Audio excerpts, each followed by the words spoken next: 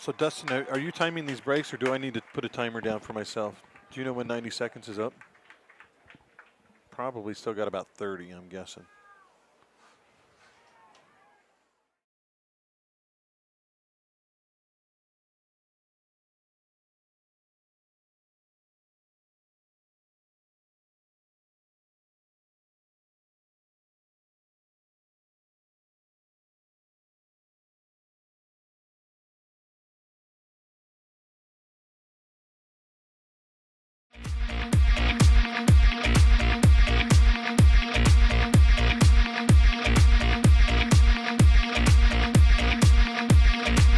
Snow Canyon and Crimson Cliffs here on this gorgeous Friday night. I mean, I think it's down into the 90s now. A little bit of a breeze. There's some clouds off in the distance. It's actually a pretty pleasant night as the captains meet at midfield, Snow Canyon and Crimson.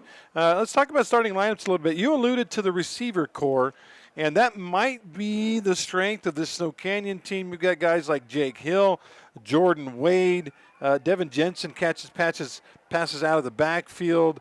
Will Warner is a touchdown maker. Bo Hickman is out there doing his thing. This is a team with a lot of weapons coming out, out from the sideline. They really are, and that is one of the most phenomenal things. Hunter Johnson got a lot of credit for 6 touchdowns last week, 1 rushing touchdown. But he told me after the game, it's so easy to do when you have a wide receiving core like that. There's someone new that you can plug in, bring off the sideline, run a new route, and they execute it to perfection almost every single time. Once again, 13 wide receiver touchdowns between this group. If you look at all of Utah 4A, within 4 games, you probably will not find too many teams who have the wide receiver production that Snow Canyon does. So they're looking forward to another big night. The good news is for Crimson Cliffs is they actually have a lot of confidence in their secondary. They have guys who they feel who can absolutely get the job done, which is going to make being able to spread out the receiver work that much more viable tonight for Snow Canyon because the Mustangs do have a formidable secondary. As for the receiving core for Crimson, still looking for an identity. Different guys have some catches. Crowell, who is actually running back / slot, leads the team in receptions. He's got 12 receptions now in 4 games, so about 3 a game, not bad.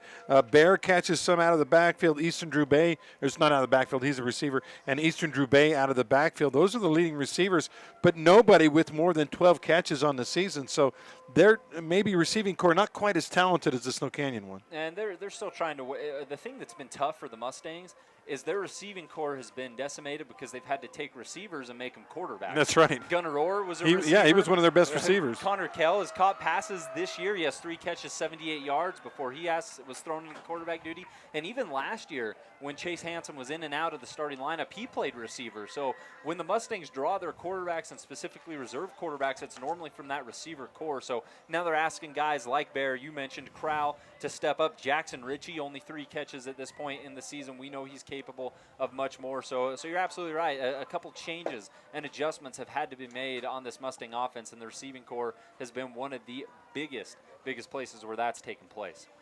We are getting close to kickoff time here. It's a Friday night game night. It's so good to be here. The kicker, by the way, for Crimson Cliffs is number 30, and that's Ryan Woolley. We knew that because he has, what, a 52-yard field goal or something this year? He's got a 52. He's had so many, a couple that are actually 40-plus this year that he's been able to hit. One of the best kickers in Utah 4A. In fact, Woolley himself has accounted for 28 of the Mustangs' total points this year. They put up 84. Woolley's got 28 of those. Pretty impressive numbers. Starting lineup brought to you by Sky Mountain Golf Course. Hit at the sky at the beautiful Sky Mountain Golf Course. Call tomorrow for a tee time, 635-7888. We're underway. Ball taken at the 15, to the 20, to the 25, 30. Got to beat the kicker.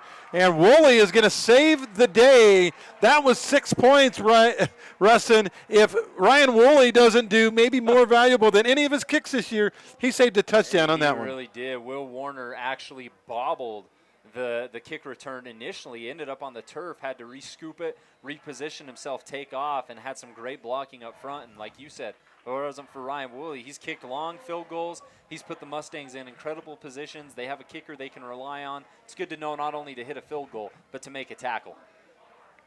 As it is, though, good field position on the Warner return at the 44-yard line for the Warriors. Quarterback Hunter Johnson runs a little swing pass to Jensen on the left side, breaks one tackle, but he's in big trouble as this Mustang swarm takes him down. Jensen's going to end up losing about 4 yards on the little swing pass, and unfortunately for Devin, that was a backwards pass. That'll count as a rushing play. It really will, and for Jensen, he's trying to kind of shake off some of the rust. He did not play the first couple plays last week against Cedar. He finished that game in some limited minutes with a stat line of 5 carries and 23 yards. So trying to shake off some rust. Sagapolu was one of the first guys there, and we talked about him in our Star Watch. He's already busy. I thought you were going to call him Marley because you didn't want to have to say Salanoa Sagapolu. No, I'll say Marley and Sagapolu, just not the rest.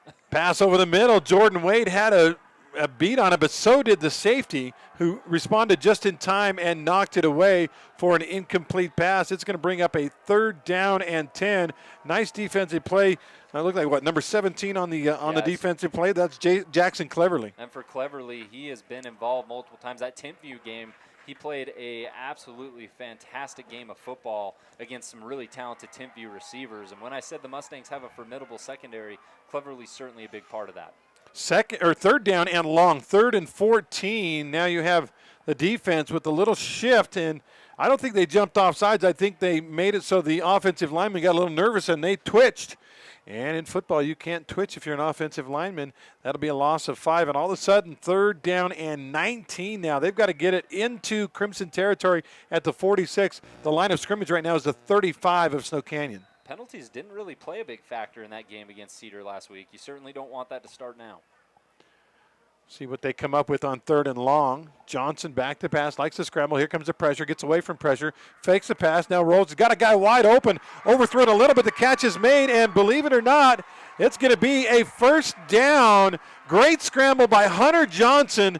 Gets his guy open for a 1st down. As Bo Hickman on the reception, first Warrior receiver to make a grab today. And that play all comes together because you have to respect Hunter Johnson as a scrambler. He kind of steps up in the pocket, starts rolling out to his right. Defense has to commit. Hickman slips behind, makes the grab. Great read from the quarterback. Fabulous Freddy's 1st down here on KDXU. Warriors convert on 3rd and long. Now they've got it at the 38-yard line.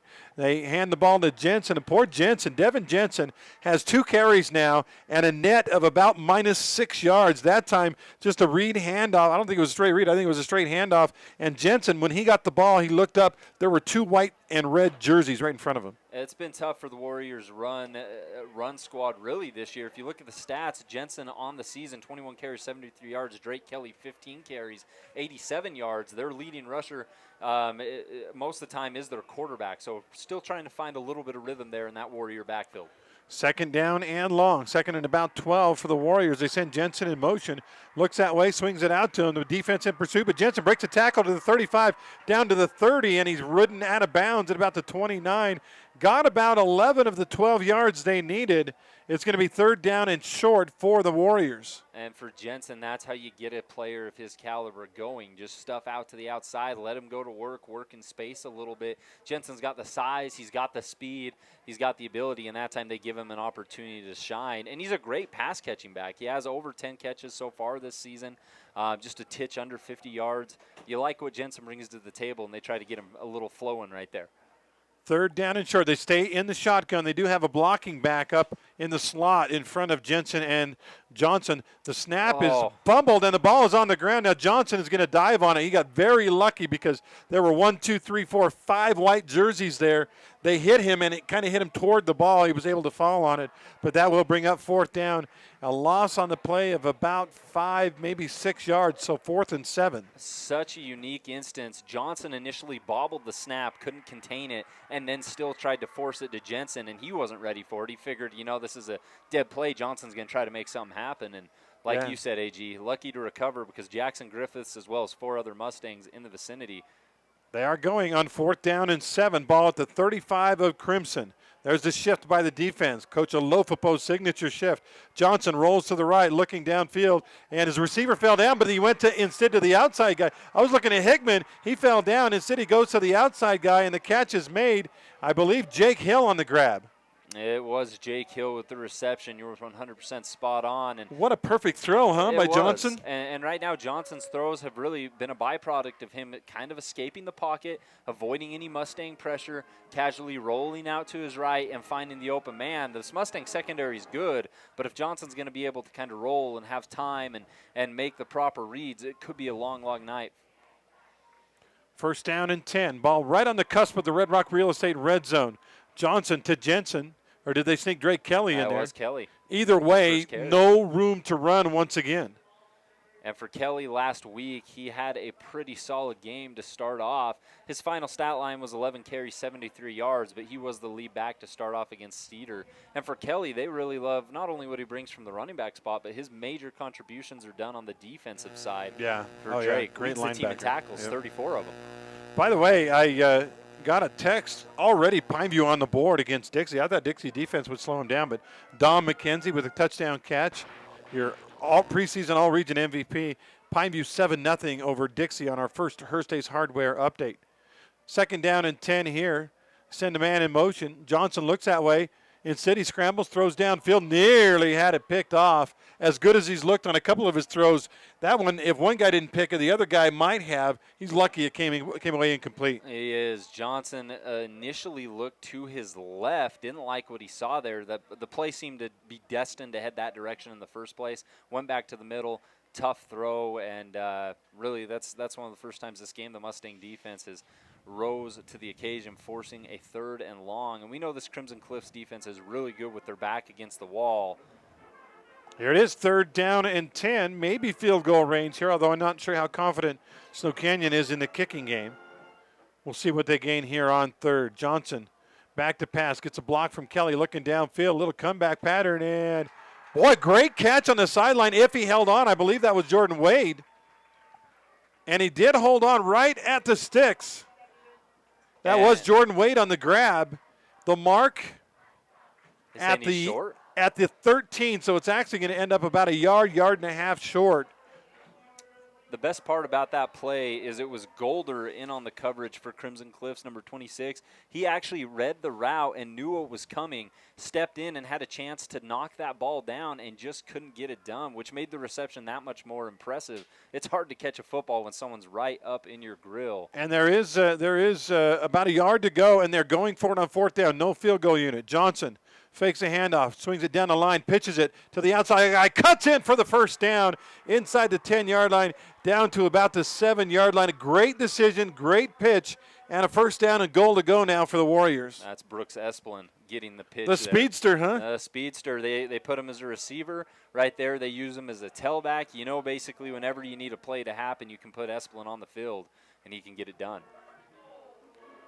So the Warriors inside the 10 at about the, what do we call it, the 7-yard line, first down and goal to go, trying to draw first blood here against the Mustangs. Johnson, little quick hitter across the middle. The lineman got a hold of it, or got a piece of the football. Otherwise, that's a touchdown. His receiver was open, but a lineman with a big paw up there trying to get Will Warner. It falls incomplete. I couldn't tell if that was Dex Draper who got his hand on it or if it was Zach Andrus. Regardless, great recognition. It's so tough from the lineman spot to know not only when the ball's leaving the quarterback's hand, but when to put your hand up in response. Those plays are always some of the more impressive, underrated plays, in my opinion. Second down, goal to go from the 7-yard line. Johnson, the quarterback. Jensen behind him, the running back. Johnson hands to Jensen up the middle, breaks a tackle at the 7, and maybe got a yard or two close to the 5-yard line. But this Crimson Cliffs defense, we've talked about it, they are stout. They're very stout. Every time that Jensen's got that ball in the backfield, there has been a sea of white surrounding the ball carrier, and now they face another 3rd down. Snow Canyon here in the Red Rock Real Estate red zone, they've kind of slowly marched their way down. Nothing's came easy. But this is the first drive of the game, and we're looking at 5 minutes, 50 seconds over on our Nets on Fire clock. It's taken some time. 3rd down, goal to go. Ball at really about the 6.5.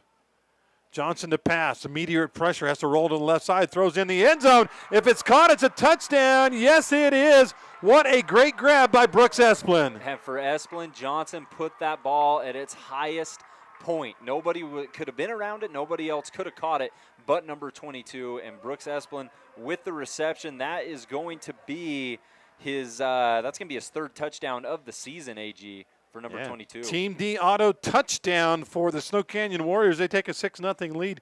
We played half of the first quarter. They've had the ball the whole time. Again, thanks so much to Team D Auto. See Jason and Parker, the local guys at Team D Auto. Extra point is up. Simply Wisdom Teeth PAT is good. We'll take a 1-minute timeout. Snow Canyon gets it done. A long drive, 56 yards, and they lead it by a count of 7-0 back in 1 minute.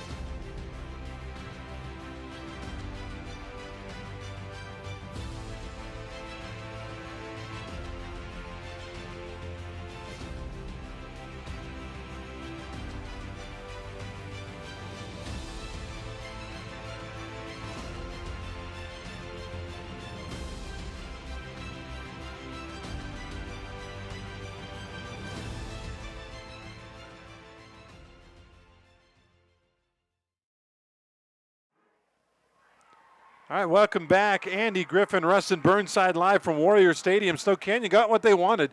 Long drive, used up more than 6 minutes, and they take right now a 7-0 lead on Crimson Cliffs. A little squib kick taken by one of the upmen, runs it back to the 30 to the 35, and the scrum gets pushed up to about the 40-yard line. That's where the Mustangs will take over. Update over on that Pineview-Dixie game. Pineview up 7-0. Dixie, though, down inside the 4-yard line. It is, though, 4th down and 4 for Dixie at the Pineview 4-yard line. We'll see if they decide to kick or go for the 6 there. We'll be keeping an eye on that game all night long. And we'll see now Gunnar Orr and the Crimson Cliffs offense here in this game. Orr getting the start here tonight. I'm interested to see what looks Crimson gives us from the get-go. Hands it off up the middle. Fighting for yardage, the Snow Canyon Warrior defense scrambles. I believe Drew Bay on the carry. Yeah. Easton Drew Bay got, we're going to give him 2 yards maybe, or a yard? Right around there. And for Drew Bay, we talked about Snow Canyon trying to find rhythm in that run game. The Mustangs are really looking for a lot of the same. On the season, Drew Bay, 52 carries, 133 yards, 2 touchdowns. And like Jensen, a good pass-catching back, has 9 receptions this year and 56 yards. And with Gunnar Orr trying to ease into the system, don't be surprised to see him catch something out of the backfield. Second down, handoff again to the running back. This time he's got room to roam. Lowers his shoulder across the 45 down to the 48-yard line. This time different running back carrying the football. I believe that was, 41? Yep, Nick Baum. Nicholas Baum. Baum doesn't have a ton of carries this year. Got just a handful, but he looked pretty comfortable there, didn't he, with a 7-yard gain? Well, and the cool thing about it is Baum is actually the one who returned the kick to the point that Crimson Cliff started this drive. He wasn't the main returner, but he returned it anyway, so a little bit of dual action for Baum. Now 3rd down and about 2.5, and flags come flying in. As they discuss that, I can tell you that Dixie went for it on 4th down and goal from the 3 and scored a touchdown. Woo. Rushing touchdown for the Flyers. So Dixie has cut it to 7-6. The extra point, however, was no good. So over there on our Hearst Ice Hardware scoreboard, Pineview leads Dixie 7-6. It's about halfway through they're actually tracking about the same time as us, halfway through the first quarter. By the way, the flag was on Snow Canyon's defense offsides, so a free first down via the penalty for Crimson. 1st down and 10 at the 46 now of Snow Canyon. Orr gets a snap, again hands to the running back. And again it's Baum, and Baum not as much room this time, give him maybe 3 yards up the middle. And for Baum to be in this game right now and to already be contributing at such a high pace, I love it for Crimson Cliffs, because you got to shake things up, find out what's going to work. Your offense has been struggling, no doubt about it, with your starting quarterback down. So you have Drew Bay, now you have Baum who you can insert, kind of shake things up a little bit, because right now the Mustangs passing statistics, their touchdown to interception ratio is 1-8, which really means you want to get your run game firing on all cylinders. 2nd down, about 7. This time they hand it off to the right side, scrambling for yardage and making a couple for Crimson Cliffs is Kona Crowell, or Crowell. We saying Crowell or Crowell? I never did get the final ruling on that. I'm going to say Crowell. You say Crowell, I'll say Crowell. And then we'll both be wrong or right. There we or go. Something. And for him, either way, he's a massive part of this offense as a receiver. They have him right now currently in the shotgun position to the left of Gunnar Orr with 2 backs, Baum to the right, Crowell to the left. Third down, long 3. Was that Orr on the keeper? I think it was, yep. I just looked up, and all of a sudden he's hitting the line. Orr takes it right up the middle, but Snow Canyon holds him, and the gain is only about 1.5 yards. It's going to be 4th down and a long 2 for Crimson, and they leave the offense, at least for now, on the field. By the way, the touchdown for Dixie was Shea Anderson. So 2 of the stars, Don McKenzie for Pineview, Shea Anderson for Dixie, have scored already. 7-6 Pineview on our Hearstays Hardware. Big 4th down and 2 now. Or maybe trying to catch him off sides, get another free first down. Now he looks to the sideline to Coach Alofapo.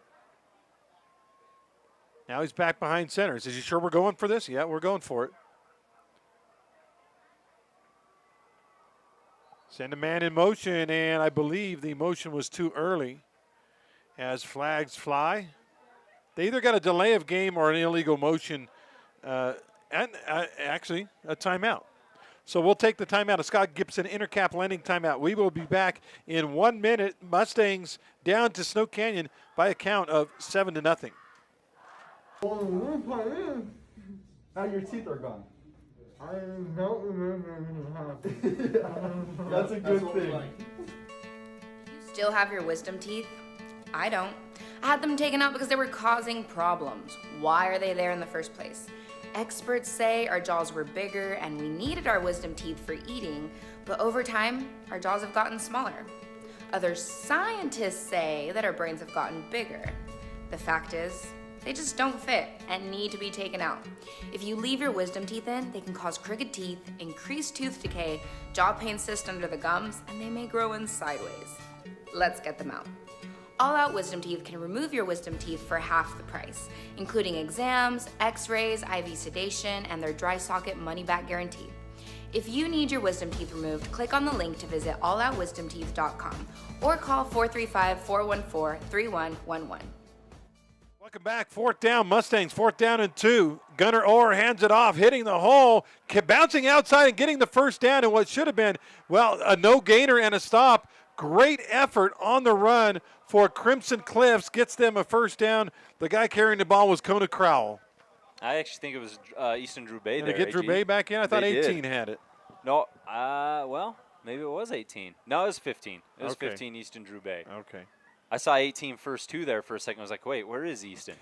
But So both teams have converted on 4th down tries. First down and 10 now. Mustangs as he bounces to the outside inside the 30. Another handoff. You can see the Mustangs, they want to run the football. And so far it is working. That time Drew Bay again on the carry.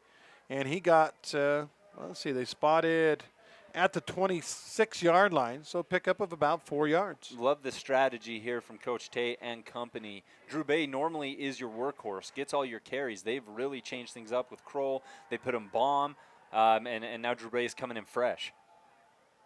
Flag down as they run it up the middle again, and probably going to be some sort of offsides or false start. We're not going to speculate as to which team the penalty is on. We'll wait for the official to tell us.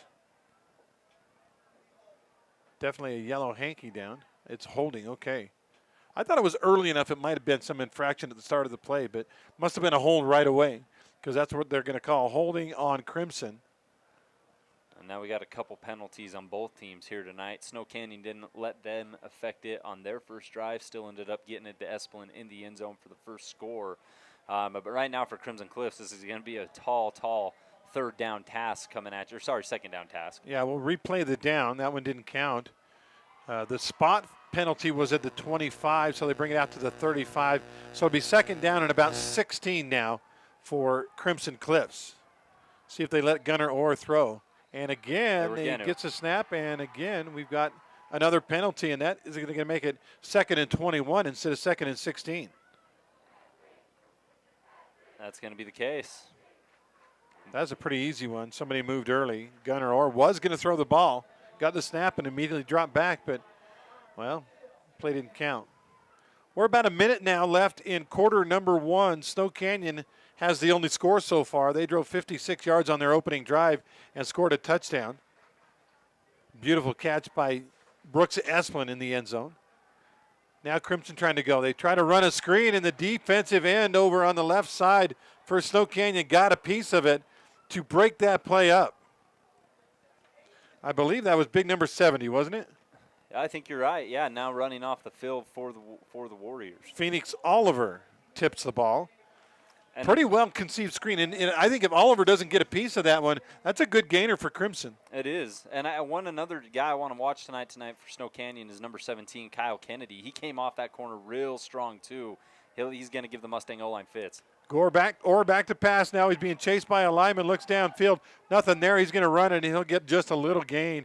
Snow Canyon aware that probably his kind of default was, all right, I got to run. And the run is going to get him maybe 6-7 yards on 3rd down and 21. That's not going to cut it. And for the Mustangs, they have a different mindset when it's 3rd and long, but they're still on the opposition side of the field because they have a confidence in their place kicker, in Ryan Woolley.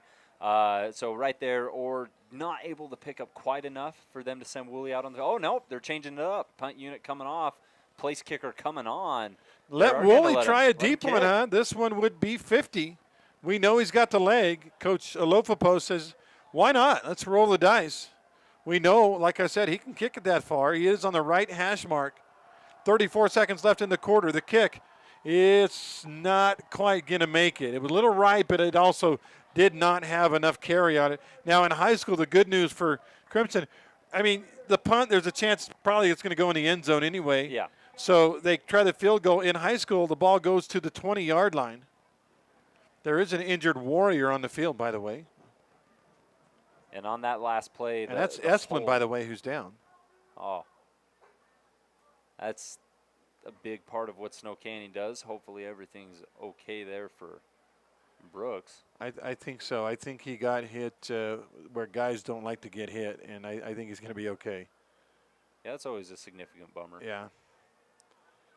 When a couple of the assistant coaches are kind of laughing, you know that it's not really an injury. It's just ouch. So the ball would go to the 20-yard line. Snow Canyon, well, they bent a little, but they did not break. And I'll tell you one thing on that last kick attempt from Woolley, who we know can hit kicks from there, and if they had to try it again, they probably would.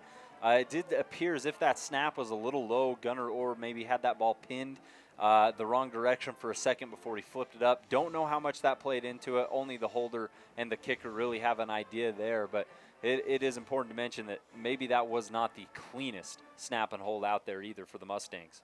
By the way, in this game, all the offense for Crimson was rushing yards, 36. Right now, Snow Canyon, all the positive yardage has been passing yards. Yeah. Quarterback back to throw. He runs a little swing pass to the left side. The ball is caught. Being pushed out of bounds is Devin Jensen. But, you know, after that first one, remember they ran that first play of the game. They ran that swing pass, and Crimson just buried it for -5 yards. Every one after that is the little swing pass has been working. I think that Tim Nowoski, the coaching staff, has probably seen something for Snow Canyon. And they like this swing pass, especially against this Mustang defense. And when you look at Snow Canyon, Devin Jensen is the starting tailback, but he's not your traditional runner. He's at his best when he's able to be in the open, able to have some room to create, and that's why these swing passes work so well for number 2. So 2nd down, he got 8 on the play, well, 7. And they run a little misdirection. They hand it to Jensen, and a good tackle pursuit from behind. Looked like Jensen had room to roam, but for the Crimson Cliffs Mustangs, Jackson Griffiths all over the place. And for Griffiths, number 2 tackler in the entire Utah in terms of tackle totals, he is about as good as it comes. He had 51 tackles is his total, only six behind Mountain Crest. Mountain Crest has a defender who's about 6 above Griffiths right now, so they're going to be going back and forth all season. That is the end of the first quarter on our We Win Loss scoreboard. It is 7-0 Snow Canyon. Back with more in 1 minute.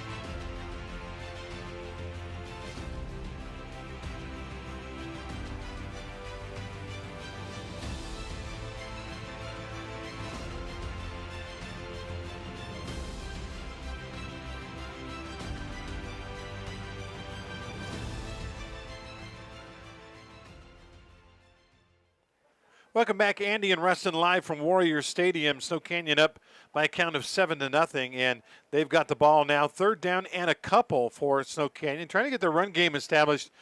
Crimson run defense has been good. Pass defense not as good. Let's see if they throw on third down and short. Nope, they're going to run Drew Bay on the little fly sweep, and he will not get to the marker.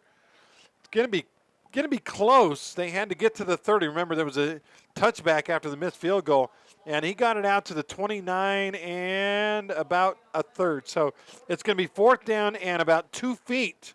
And at your own 29, do you dare go for it here, Rustin? Well, it depends. After that jet sweep from Carson Nowatzki, you wonder.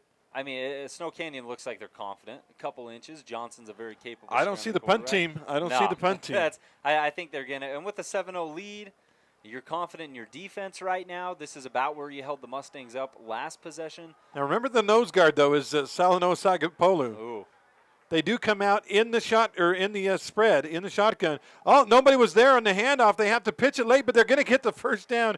Anyway, Rustin, a busted play rarely results in a first down, but it did that time. And thankfully, Johnson has the football IQ to make something happen. He turns, goes to give it to the running back who is not there on the left side and has to flip it out to Nowatzki, who's able to pick up just enough. Most other quarterbacks, myself included in that position, have the idea to just tuck it and go with it and just try to make something happen. You wouldn't have gotten it, yeah. Oh, no. Not against this Crimson front. So. And congratulations to Nowatzki. He didn't dance. He lowered his shoulder and went and got the first down.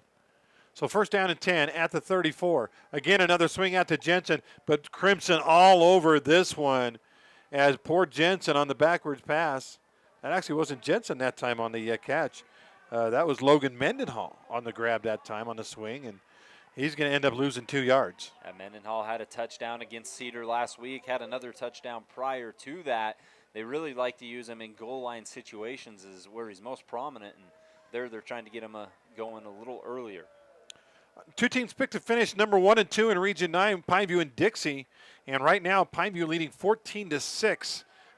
Toward the end of the first quarter on our Hersey's Hardware scoreboard. We'll talk about the scores in just a minute. Right now they've got second down and long for the Warriors. Quick hitter to the left side, just a little mini out.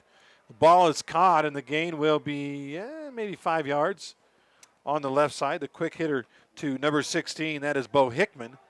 Yeah, past the initial line of scrimmage, and it was Corbin Cuff on the coverage. He was able to stand his ground.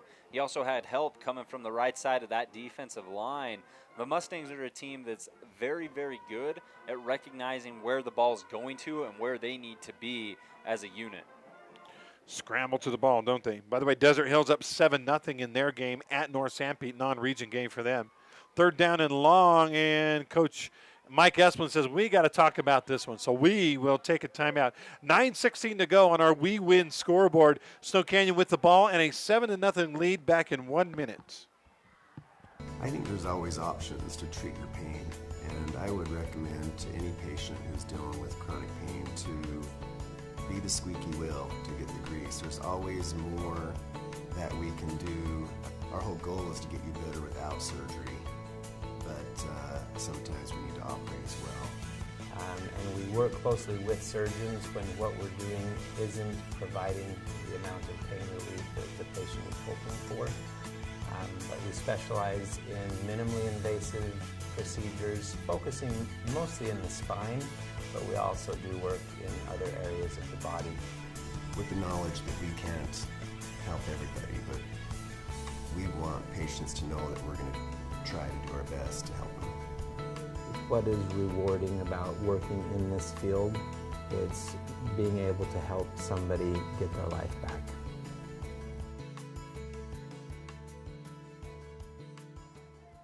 Welcome back, Andy and Rustin live from Warrior Stadium. It is 7-0 Snow Canyon. Warriors facing a third down and 8. Likely passing down as they send a man in motion. Johnson back to pass. Here comes the pressure. Throws it deep over the middle. It's an easy pick. Safety all over it. Intercepted to the 45. Brought back across the 50. Good hit and tackle for Snow Canyon on the run back try, but the interception, that was actually a pretty easy one that time for Dexton Draper. Yeah, and for Dex Draper to come over the top like that. We know Snow Canyon's got a deep ball ability almost every time that Johnson drops back, but Crimson Cliff's secondary has been ready multiple times tonight. That time, double coverage. Draper comes up with a pick, gives the Mustangs a shot. And for Johnson, that's only his second interception of the season.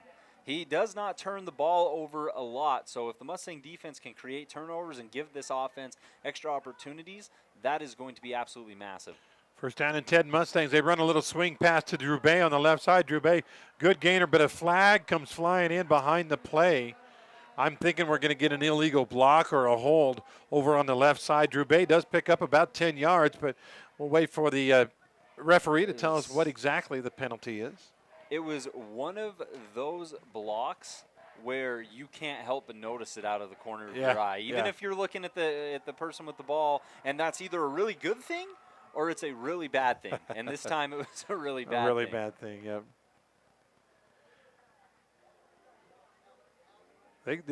They say helmet to helmet? No ejection, but they say crack back or helmet to helmet block, and that's actually a 15 instead of a 10-yard penalty. So instead of first down and 10 or second down and 1, it's going to be first down and 25 for the Mustangs, who offensively haven't shown they can pick up 25 yards in 3 plays. And for the official to throw the flag the way that he did, it had some aggression behind it. It wasn't a toss-out, so it was something that he wasn't too thrilled to see. And based on the way the Mustangs are backing up, that's certainly the case. But you're trying to get the run game going. It's really hard to get the run game on first and 25. Real quick hitter thrown out there, complete. Gunnar Orr passes it out. Ball on the ground, but the Mustangs fall on it. A little bit scary there for a minute. Yeah, Kroll on the catch, or Crowell. Well, I don't know what we're calling him. We should ask his mom. Hey, Mom, are you listening? Is it Kroll or Crowell? Or some people, they don't care. And either one. On the recovery there, it was Luke Childs able to jump back on top of it for the Mustangs, thankfully, as Kroll fought for some extra yards. Got about 6 is all, so second down and about 18 or 19. Or again to pass, quick hitter out there. Pass, nice grab at the shoe tops for the complete pass for Crimson Cliffs. That's the same guy. Yeah, Crowell again. Number 18 does a lot for this Mustang team. His statistics on the year coming into this game, 12 catches, 14 now, 165 yards and a score. Also was a big component of that double play they had against Desert Hills that ended up making the top 9 plays to Gunnar Orr as he was able to get him for the touchdown. Good news, bad news, though, Rustin. 2 complete passes only netted him about 14 yards. They've got a third down and 11. Quarterback back to pass. Throws another swinger out there. Drew Bay catches it at the 50. Here comes the Warrior black-shirted defense, and Drew Bay is not going to get much. Actually, I think he might lose a yard on 3rd and 11. It's going to be 4th down. And the first Warrior there was Rockwell Jones, but cleaning it up was Landon Robinson. Yeah. 2 of these guys who are both top tacklers for Snow Canyon. For Robinson, he's the second highest tackler on this team. That's going to be his 33rd of the year. And what was tough about that is the pass was thrown a little behind, so Drew Bay not only had to catch it, but had to turn his body entirely around, which is really hard for gaining any momentum. Yeah, that was doomed from the get-go, wasn't it? All right, 4th down and 12. Snap is a little low, but the kicker picks it up and gets it high into the air, bounces and goes backwards. Actually hit it about the 15 and bounces back to the 20. That's where Crimson will touch it, and the series ends with a punt. So it'll be first down and 10 for Snow Canyon. That other game, that Pineview-Dixie game, right now it's 14-6. Pineview on top of that contest. The scoring plays in that game for Pineview, Dominic McKenzie with a 63-yard catch on the pass of Sawyer Woods. Dixie responds with a Shea Anderson short run. The extra point was no good, so 7-6. And then Keith Adams runs it in from 14 out, 14-6. Pineview with the ball and the lead in that Hearst States Hardware scoreboard update. Snow Canyon with the ball. They run another swing pass out there. Catch is made at the 15, cut back to the 20. And here comes a gang of Mustangs, or a herd, I guess, of Mustangs as they run him down and knock him backwards. Devin Jensen got maybe 2 or 3. And right now, the Mustang defense did a really good job on Snow Canyon's second drive of the game. First time, we know they went down the field, ended up scoring with Brooks Espelin with the touchdown reception. But the Warriors didn't go very far last drive, and right now the Mustang defense trying to keep that a pattern. And this, with their starting quarterback down, defense and special teams just become that much more important for Crimson Cliffs. Gain of 2, 2nd down and 8 for Hunter Johnson and the Warrior offense. Johnson from the shotgun, rolls to the left side across his body, throws the ball. Little lobber in there. Jake Hill is there and says, thank you very much. Catches it right on the sideline at the 35. That's a first down. And some credit there goes to Drake Kelly for throwing a block as Johnson rolled to his left. Jackson Griffiths was trying to pursue from behind. Kelly steps in front, creates contact, gives Johnson plenty of time to complete that to Hill.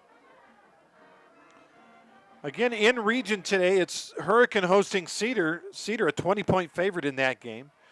Pineview a 24-point favorite over Dixie. This game's actually the closest in the region. It's supposed to be a 10.5-point spread. And then Desert Hills is out of region at North Sanpete. Another swing pass out there. Got to break a tackle. He cannot. Great pursuit on the left or on the right side by Crimson Cliffs Mustangs defense as Devin Jensen is going to come away with a loss of yards again. It was Brayson Phillips, the first Mustang to create contact, and he didn't bring him down solo. It was not a solo tackle, but he was the first to make contact and then held on. And he didn't let him go until help came. He grabbed and held on, and then help got there.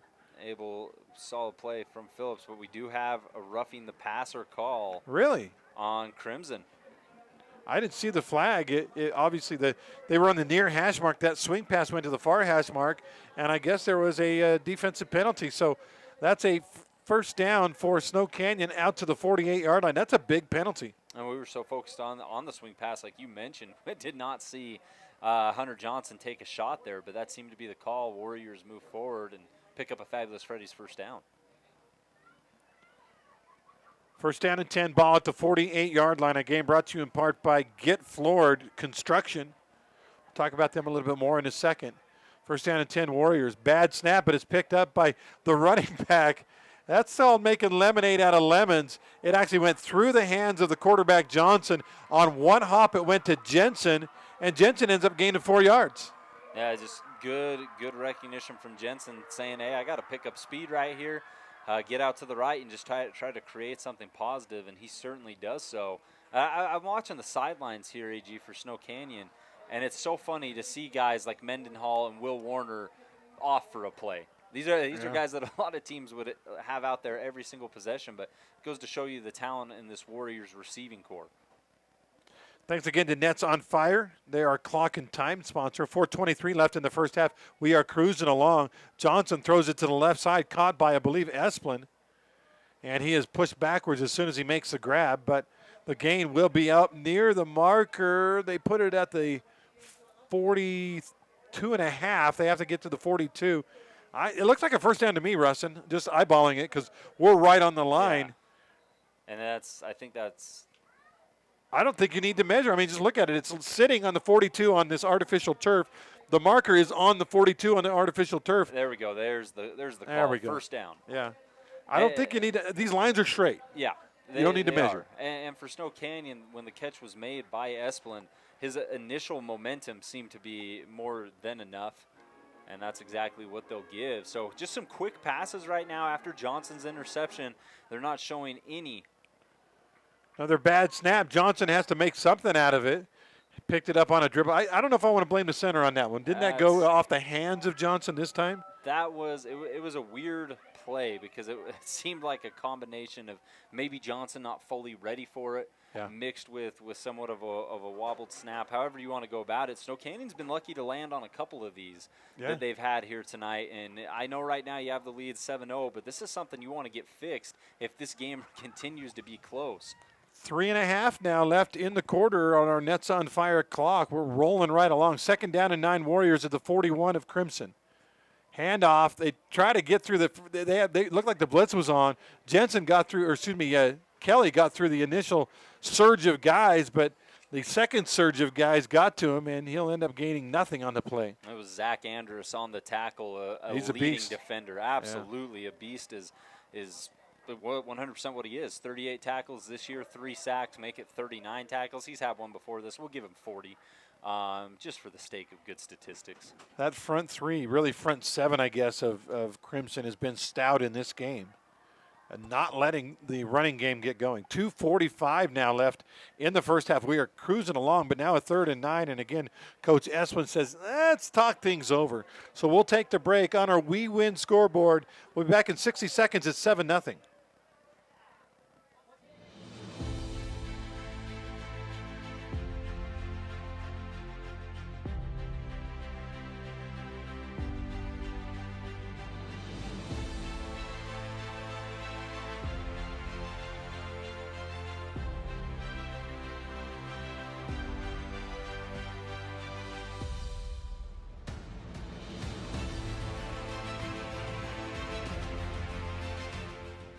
Hey Southern Utah, Tyler here, Boulevard Home. We wanted to take this time to thank you for voting us the best furniture and appliance store in Southern Utah again this year. We couldn't do it without you. We appreciate all the support from you as well as the community for the 47 years we've been in business. So thank you from the bottom of our hearts here at Boulevard Home. We love you and we love Southern Utah.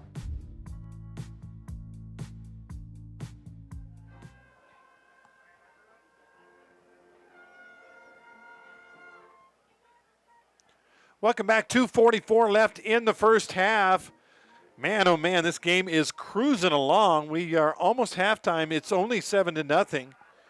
And Snow Canyon has the ball facing a 3rd down and 9 from the 41. Got to get it to the 32.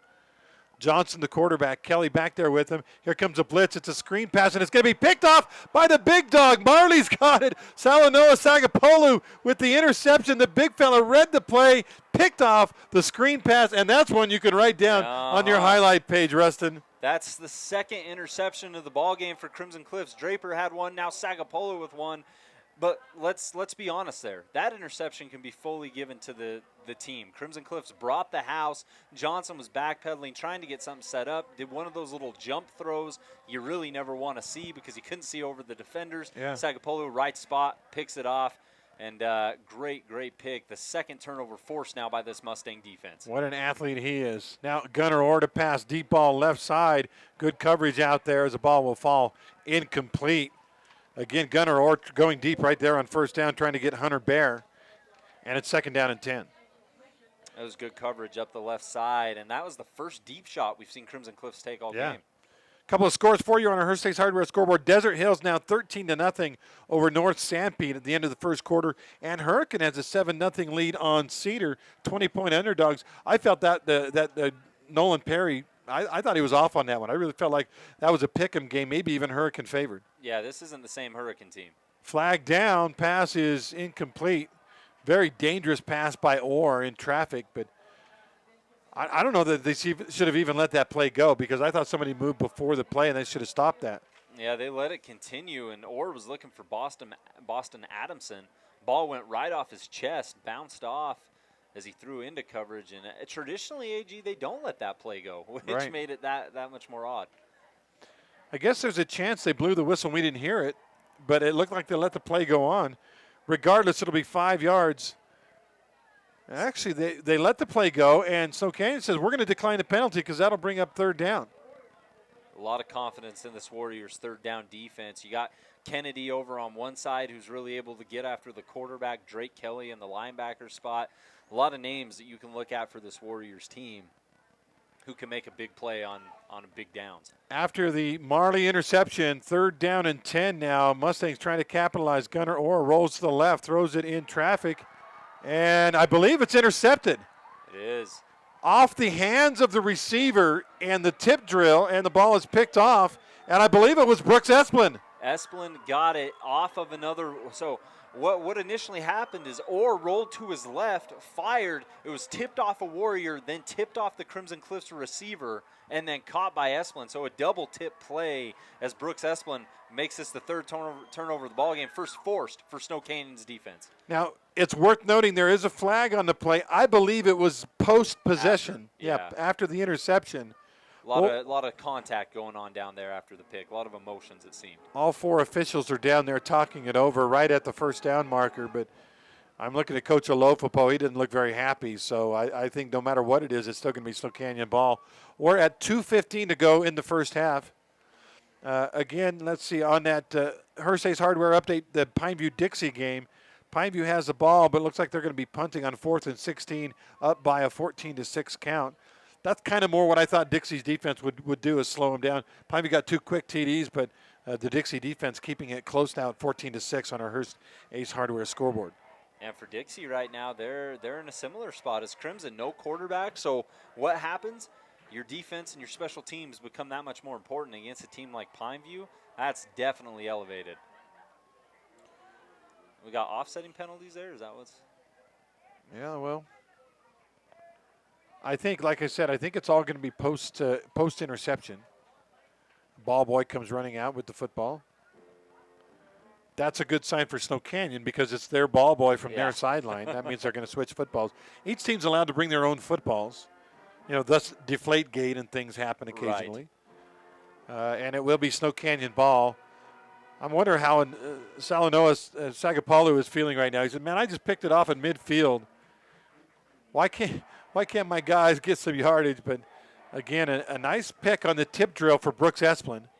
And for the Mustangs, that's now their 9th interception thrown this season. 1 passing touchdown thrown, 9 interceptions so far. That is a backwards ratio. That's not what you want. That's not what you want at all. But Gunnar Orr has shown signs here tonight getting the start. He's made a couple big plays. He's got a strong arm when he has time to pass. Anything in that 5, 10, 15-yard vicinity, he'll hit you right between the numbers. First down and 10 Warriors. Good field position at the 43. Johnson fakes a handoff. Now he rolls, and he's in big trouble. Throws the ball out there. Diving effort made on the play, but the ball falls incomplete, and heavy pressure by this Crimson D. A lot of pressure, and give credit right there to number 42 coming through and creating some chaos, and Devin McAfee, and then after the play helping Hunter Johnson to his feet. Those are the moments you like to see here in Region 10 athletics.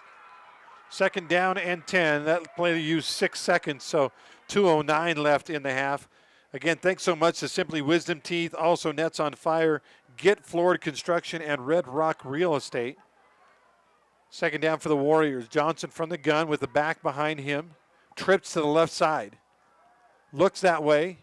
No pressure. Got time this time. Now he's going to roll, and he is a hit from behind. Now he tries to back up, maybe throw it in. That's when pressure came, and when Salanoa Sagapalu comes after you, you're probably going to go down. And give credit there, the sack, number 45, Selleck Richardson, was the one who brought down Johnson. After initially Johnson broke a tackle from Jackson Griffiths, they're able to clean it up. And I didn't know how he broke the first sack from behind, didn't see it coming, able to step out of it, and then just nowhere to throw the football.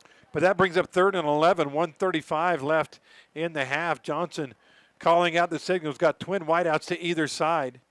Back to pass, here comes the pressure, a good blitz. He throws it underneath, ball caught on the sideline. It's going to be well short of the first down.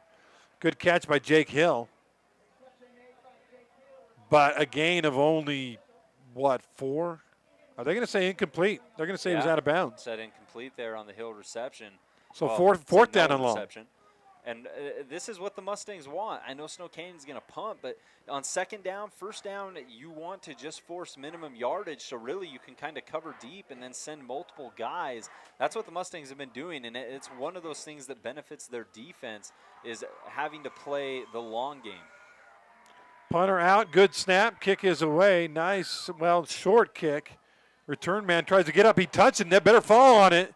It is a loose ball, but it looks like the Mustangs got it. The return man trying to catch it on the run, and that's almost always a mistake. That was Tyson Marshall who was back to return for the Mustangs, and it's tough because as a returner, you run in, see that football, and for just a second you think, I can get under that, and then you doubt yourself. You say, I can't get under that, and you could see that mental battle going on in Marshall's head until finally it just ended up going off his foot. And the Mustangs lucky to recover as Gunnar Orr back out onto the field after his last pass was tipped and intercepted. And tried one deep ball. Everything else has been kind of underneath. Now he sends a man in motion. 4 wideouts to the right side. Wants to pass, throws a screen out there. Ball is caught at the 25-30. Tries to cut back, but gets hit from behind at about the 35-yard line. The pass complete for Crimson Cliffs. That was number 41. That is Nick Baum again. And a good sill block on the interior there from Connor Crowell, the receiver spot. They sent Baum in motion, and Crowell able to come out and throw a nice block for a couple more yards. At a time out on the field, we're going to keep it right here. We don't want to miss anything late in the half. 1:03 to go in the half. Again, our game brought to you in part by the Scott Gibson Intercap Lending Team. They don't mask their rates or fees. See how much the Scott Gibson team can save you today. Call or text 435-619-8080. That's 619-8080. Just saw a note. They're in a lightning delay right now over at Utah State. Aggies are supposed to play 1AA or FCS team North Dakota tonight, but lightning and heavy rain, I'm told, up there at, what is it, the Maverick Stadium now or something? When I was there, it was Romney Stadium. But anyway, yeah, lightning delay going on right now for the folks there at Utah State. After such a big win last week, too, against Washington State. That one was huge fun win. to watch. Yeah, huge win. Here it's 7-0. And Crimson Cliffs with 1:06 to go on the clock, trying to get something going. Yeah, oh, here we go. Let's see if I can. My screen went crazy on me here. So back to passes, or looking right side, looking. Nobody open. Finally throws it underneath, and the ball is. Did he go out of bounds before he let it go? Well, it appeared he went out of bounds, and then a flag was thrown right at where he caught the ball. Yeah, I think it's safe to. That whole play was messed up. They might have him going out of bounds and coming back in to catch it. I think you're right. I think you're right, because they threw that flag right where he caught the football. It was number 20 on the reception, Luke Childs. And hey, I gotta give credit where credit's due right there. This may be a out of play, in play type situation, but there was a big pancake block from Dylan Poland on that Mustang offensive line, had his defender pinned and wasn't letting him up, and it allowed Orr to roll to the right, find some time, and complete that pass, but unfortunately the receiver Childs got a little lost on the field. You know, you baseball fans out there, I love a game. I love a pitcher's duel, 2-1, 1-0 game, and I tell my wife she's like, how was the game? I said, it was 1-0. She said, oh, that's boring. No, it's not, and that's kind of what we have here. It's 7-0. It sounds boring, but if you look at the defenses and what they've done in this game, Snow Canyon has a total of 100 yards. Crimson Cliffs has a total of 49 yards here in the first half. There's actually, I believe, almost as many penalty yards as there are actual yardage yards in this game. That's how good the defenses have been. And for the Warriors right now, this is a complete turnaround from last week. They couldn't stop getting in the end zone. And, 48 points. And for Crimson Cliffs, this is right up their alleyway. They play a lot of tight, hard-nosed, gritty-type games. It was 7-6 against Desert Hills until the fourth quarter, so they're very familiar with this play style. They run a little swing pass, missing the tackle, making a lot of room after on the 2nd and long. And another flag, maybe a late hit. Easton Drew Bay with the catch and run on the play. Flag is on the left sideline where he went out of bounds. We might have 15 against the Warriors. Yeah, officials meeting up now. And Drew Bay just had plenty of space to work with. Got a block from Bear on the outside. I believe that's a 20-yard gain. It's their longest gain of the game. It was a big. But yeah, you're right. Their largest passing reception of the game. And then you add on 15 for that personal foul late hit. And the Mustangs, who looked like they were going to have to punt with 49 seconds left, now have a first down at midfield. And the Mustangs have been around midfield before. This is right near the vicinity, a little above of where that pass was tipped and picked. Let's see what they can do. Or back to pass. Looking, finally completes it. Or, had a guy and missed him. Oh, my goodness, Rustin. He was wide open and threw it high and outside. Everything was working the way it needed to for the Mustangs. Orr had protection, stepped up, was comfortable. Kroll had beat his man on the left sideline and was wide open, and Orr just overshot him. Well, he didn't even overshot him. It was just a high throw.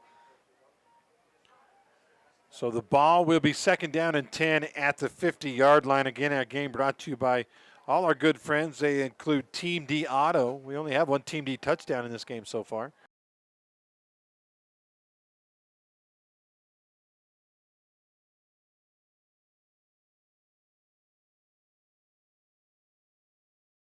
you call a coverage play on that one, or a coverage sack, although I don't think he lost any yards. Yeah, number 48 was the one initially in pursuit there for Snow Canyon, who forced him out of bounds, Ria Ocho. Honestly, though, you're right. It is a coverage situation, and as you watch Orr roll to his right, you can see the frustration. He's got one hand holding the football and the other hand kind of motioning like, somebody get open. Where there's no one open. Where do I do? Where do I go? I can't run. So a tough situation there for the Mustangs, especially remembering that the previous play, they had a wide open, 15-yard pickup, if 20-yard pickup even. And by the way, a penalty on the defense on this one. So maybe the reason nobody was open was a defensive holding. You'll take that. Absolutely. And right now, a couple penalties have continued to propel the Mustangs forward on this drive. 25 yards in penalties the last 3 plays. And it's first down and 10 at the 40 now of Snow Canyon for the Mustangs with 32 seconds left in the half. Orr rolls to his left, throws the ball out there. It is caught underneath. Little comebacker. Did he get out of bounds? Yes, he did. Nice little throw on the comebacker as they try to get into Woolley field goal range. And it's Bear on the catch, by the way. so cool to see someone like Connor Kroll on the outside, someone who's your number one receiver. You have him out there blocking and throwing blocks to try to create something, and he does so right there, and it allows the Mustangs to move forward a bit. Second down and 4 from the 34. Again back to pass. Again underneath. Pass is caught and out of bounds quickly. Even if the Mustangs don't score on this possession, we're starting to find a passing rhythm And that was now for Crimson Cliff. And that was Bear again on the catch with 19 seconds to go in the half. And they started to move the markers, but is there a flag? Because they brought the chains back. There is a flag right at the feet of the official down there in the middle of the field. So instead of first down and 10 at about the 25, we'll let the white hat tell us what it is right here. And Mustangs are backing up. Personal foul on the Mustangs. Couldn't hear what he said. Could you, Rustin? I couldn't. Whatever it is, though, that hurts. Mustangs have been really their best field position, probably their best position all day long. We're near the Red Rock Real Estate red zone, and now they're backed up all the way at the 40. 19.9 on the clock. They do have a timeout left. Gunnar Orr back to pass. Straight drop, throws deep to the left side. Got a guy out there, but just slightly overthrew, I think, Bear out there. Yep. Would have been 6 points because he was open. It was Mendenhall out from the safety spot who was just a titch slow getting out there. And if Orr could have reeled that ball back just a tiny bit, that would have been a big reception for Bear on the sideline. And put that one into the what-if category tonight for the Mustangs. They've had a couple of those. The looks are there, and we've started to see a bit of a rhythm here on this last drive before half, but they got to put 2 and 2 together. All right, big. Third down and 10. Quick pass to the left side. Catch is made, but a big get-floored big hit by the cornerback, the right cornerback for Snow Canyon. We'll keep that to a minimum. Actually, no gain on the play, and a timeout taken quickly by Crimson. Let's take 6 seconds left. We're going to keep it right here. 6 seconds left in the half. And I guess now, do you bring Woolley out for a 60-yarder? That too far? I don't know if it's too far. I don't know Woolley's distance. I'm not going to be that broadcaster who says we were watching him during warm-ups hit 65-yard field goals. That seems very cliche right now. But for Crimson Cliffs, I think you're at the point where you just want to see your offense connect on something. I think you take a shot downfield, save your kicker in case you actually need a 40-yard or 45-yard field goal. Don't worry about damaging any confidence on something that's difficult to do, and you just take a shot. We just saw Orr take a deep shot to Bear, who had position. He was open. They just couldn't connect. So I think you try one of those and see if you can at least go into half with a completion or something positive, even if you don't get points out of it. Real quick update from Pineview. The Panthers lead 21-6 now. Dominic McKenzie only has 2 catches for 116 yards and 2 scores. Okay, there we go. Here we go. Third down and 11. 6 seconds on the clock. You try a Hail Mary here, maybe a quick hitter just to get 5 or 10 yards. He's going to throw. He's going to throw deep. Ball down the field, and it's a jump ball tipped up in the air and incomplete, and that's how the half will end. And actually, it never got to the end zone anyway. It was 5 yards short. Hold everything. Got a little fight going on out at the 42-yard line. couple of flags thrown. Who was the instigator? Did you see, Rustin? It looked like number 59 for Crimson Cliffs. I don't know if he was the instigator because we can't tell what's being said down on the field, but 59 was certainly the one who got caught for the Mustangs. That's Rigby Moss throwing a push at a Snow Canyon defender. And both teams are walking off, as are the officials, so it must have been on the offense, and you can decline it, and that's the end of the half.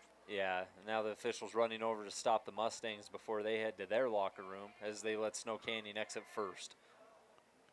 So it is halftime. Not a lot of scoring. If you like the pitcher's duel or the defensive battle, this is the game for you. 7-0 our count. Info West halftime report coming up. They actually haven't started the clock yet for the halftime, and the teams are kind of slowly making their way off. The referees are talking to the Crimson Cliffs coaching staff, so I don't want to leave just yet until we figure out what the final result of this is going to be. We don't know. There was one Snow Canyon player and 2 or 3 Crimson players kind of shoving each other. And really the couple Mustangs that were there were trying to hold one of their teammates back. It was really a one-on-one situation. Not sure who instigated it or who started it or why it happened, but one of the Mustang offensive linemen got into it with the Snow Canyon defensive lineman. There's probably been talk all game long. Oh yeah, I was there. I've done that. You're always hollering. You get the best of a guy, you make sure you get the last word in on him. Referee rolls his arm, says start the clock for halftime, and we'll go to the break. By the way, they put 20 minutes up on the halftime. That's usually the homecoming timing. Regular timing is only 15 minutes, so I don't know if we're going to do the full 20 or not. Snow Canyon homecoming last week, right? Yeah, it was last week. So. All right, we'll take the break. 2-minute timeout. It is 7-0 at the half. When we come back, our Info West halftime report will feature scores and updates from the other football games. We'll also give you our Wilkinson stat line. And by the way, updates brought to you by Hearstays Hardware. It's all inside the Info West halftime report. We're at the break. It is 7-0 on our We Win scoreboard.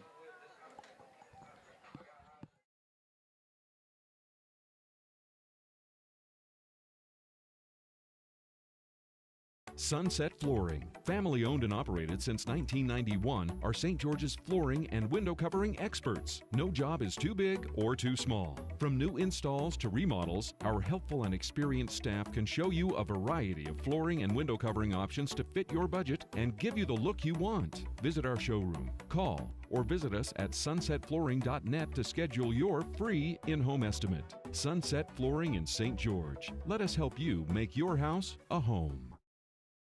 Utah is a place to connect with loved ones, and JRI can help you ensure that connection by protecting yourself, your family, and your assets.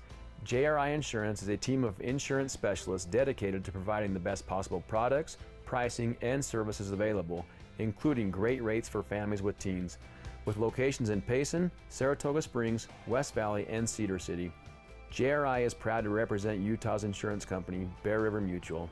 Visit us at jriteam.com. This is Dr. Brandon Burke from Burke & Beckstrom Orthodontics. We are humbled and honored to have been nominated for the Best of Southern Utah category for orthodontists. We thank you for the privilege it has been to provide Southern Utah with the best possible orthodontic care for over 10 years now. Our mission is to help everybody we come in contact with become the best version of themselves, and the smile is an important part of that process. This is what it means to smile forward.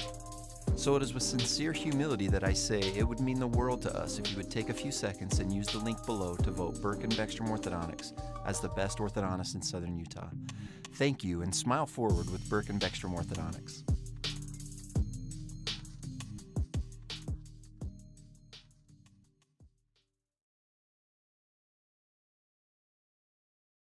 A $50 fine.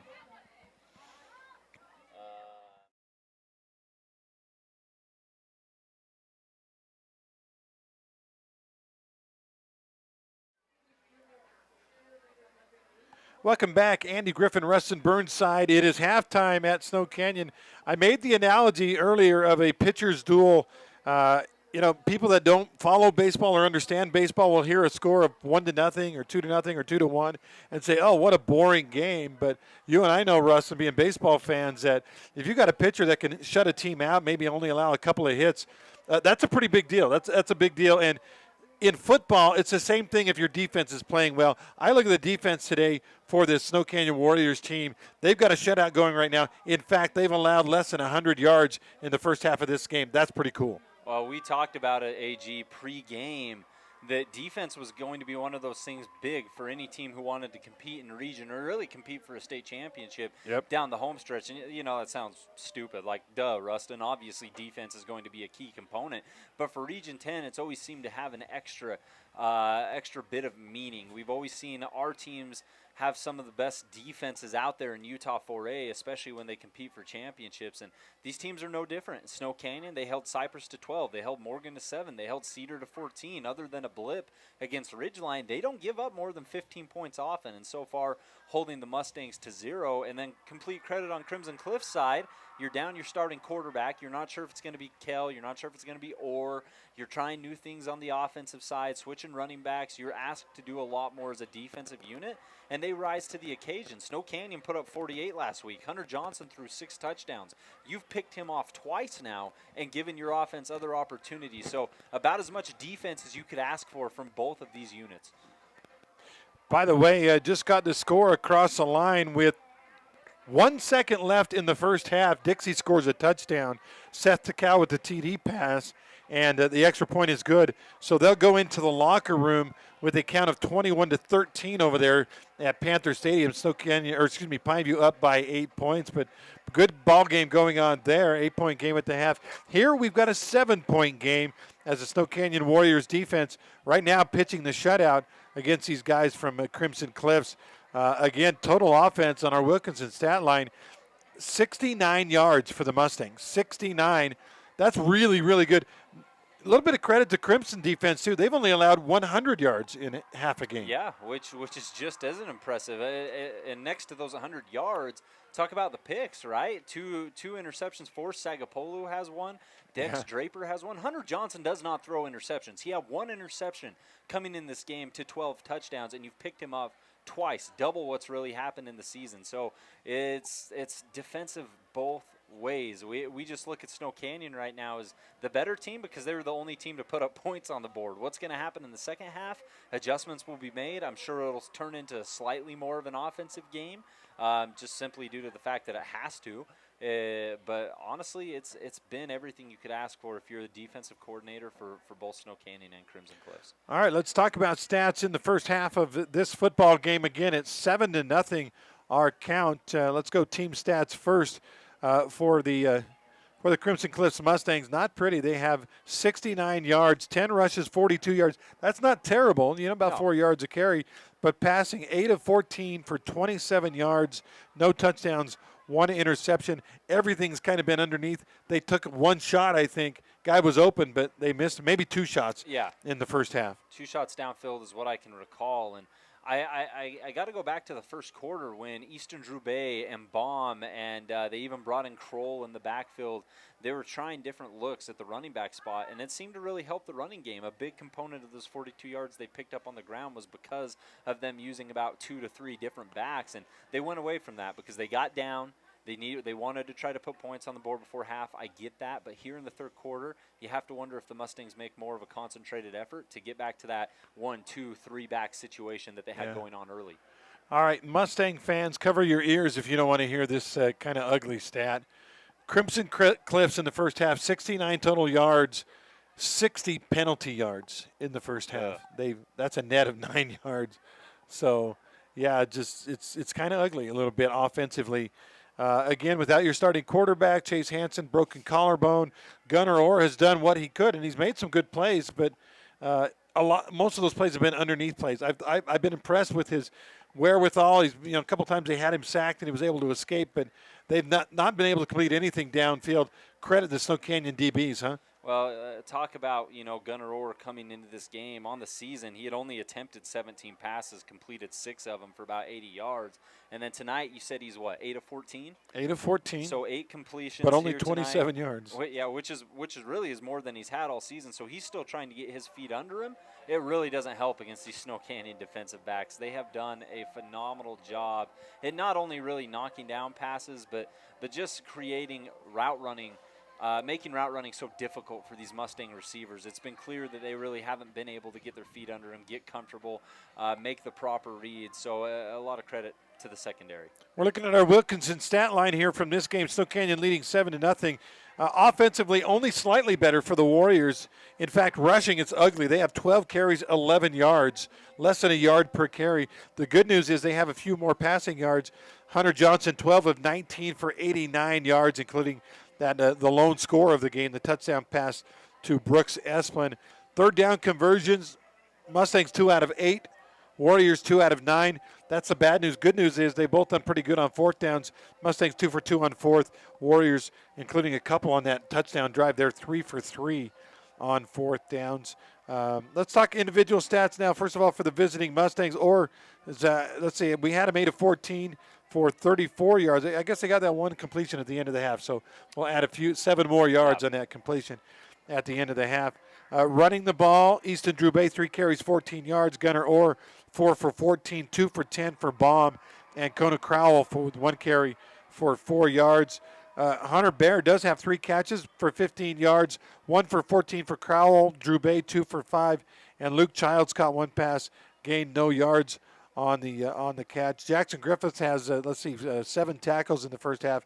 He's always good. And then Fossey Salanoa Sagapolu with 2 solo tackles plus a tackle for loss and an interception. Yes, their nose tackle has an interception.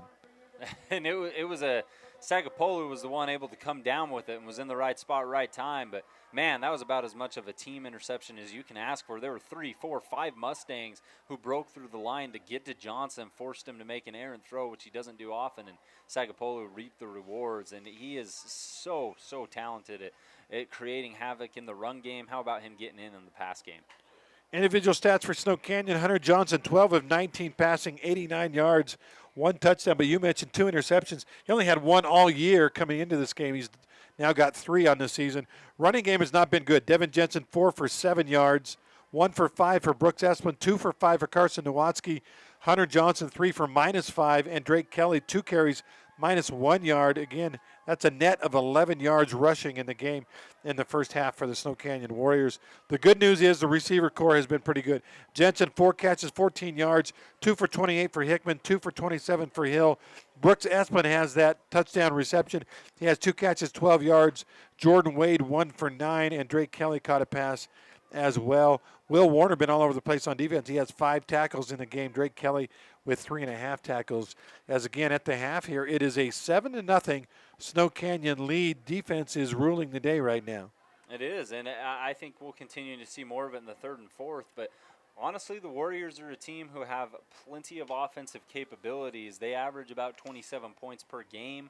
We know that Hunter Johnson can sling it. I expect to see the Warriors at least score one more time, and I don't want to make this prediction time, but you can't keep Crimson Cliffs at 0. They ultimately have too much talent. They'll probably get something done, and even with Hansen out, they still average right above 20 points a game, and they've had played what, 2 games without Chase Hansen, and they're still above that 20 point per game mark. So I expect to see a little bit more offense, almost because we're in a position where we're forced to. Something's got to give. But a lot of football left to be played, and I'm excited. Defense started this game off. You probably have a hunch it'll finish this game off, AG. Again, halftime brought to you by InfoWest for the fastest internet in southern Utah and a local support. Trust the internet people at InfoWest. Go to InfoWest.com to sign up today. And our stats. We just finished all the stats brought to you by Wilkinson's. Light It Up Region 9. Since 1946, Wilkinson's House of Lighting has been a fan of all southern Utah sports. Lights, fans, fixtures, so much more at Wilkinson's. Contractors and homeowners always turn to Wilkinson's. We'll take another 2-minute timeout. We come back. We'll go around the region, get scores from our Hearst Ace Hardware scoreboard. Right here, it's 7-0 Snow Canyon on our We Win scoreboard. I think there's always options to treat your pain, and I would recommend to any patient who's dealing with chronic pain to be the squeaky wheel to get the grease. There's always more that we can do. Our whole goal is to get you better without surgery, but sometimes we need to operate as well. And we work closely with surgeons when what we're doing isn't providing the amount of pain relief that the patient is hoping for. But we specialize in minimally invasive procedures, focusing mostly in the spine, but we also do work in other areas of the body. With the knowledge that we can't help everybody, but we want patients to know that we're going to try to do our best to help them. What is rewarding about working in this field? It's being able to help somebody get their life back.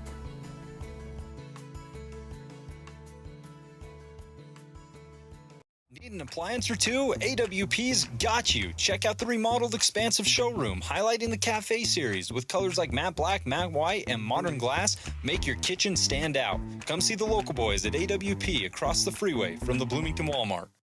Ace is the place with a helpful hardware. See Hearst first this month for great deals on red hot buys at Hearst Ace Hardware. Make sure and get an Ace Rewards card for savings around the house, the yard, or the job site. Stop by Hearst General Store Ace Hardware, conveniently located in the heart of downtown Cedar City and St. George. Hey, it's Luke with Udine Associates at American Family Insurance. At Udine Associates, we love insurance so you don't have to. With a quick call, we can get you an instant quote with the right coverages. My team of licensed agents are ready to help you with better insurance from American Family. Give us a call at 435-251-9102.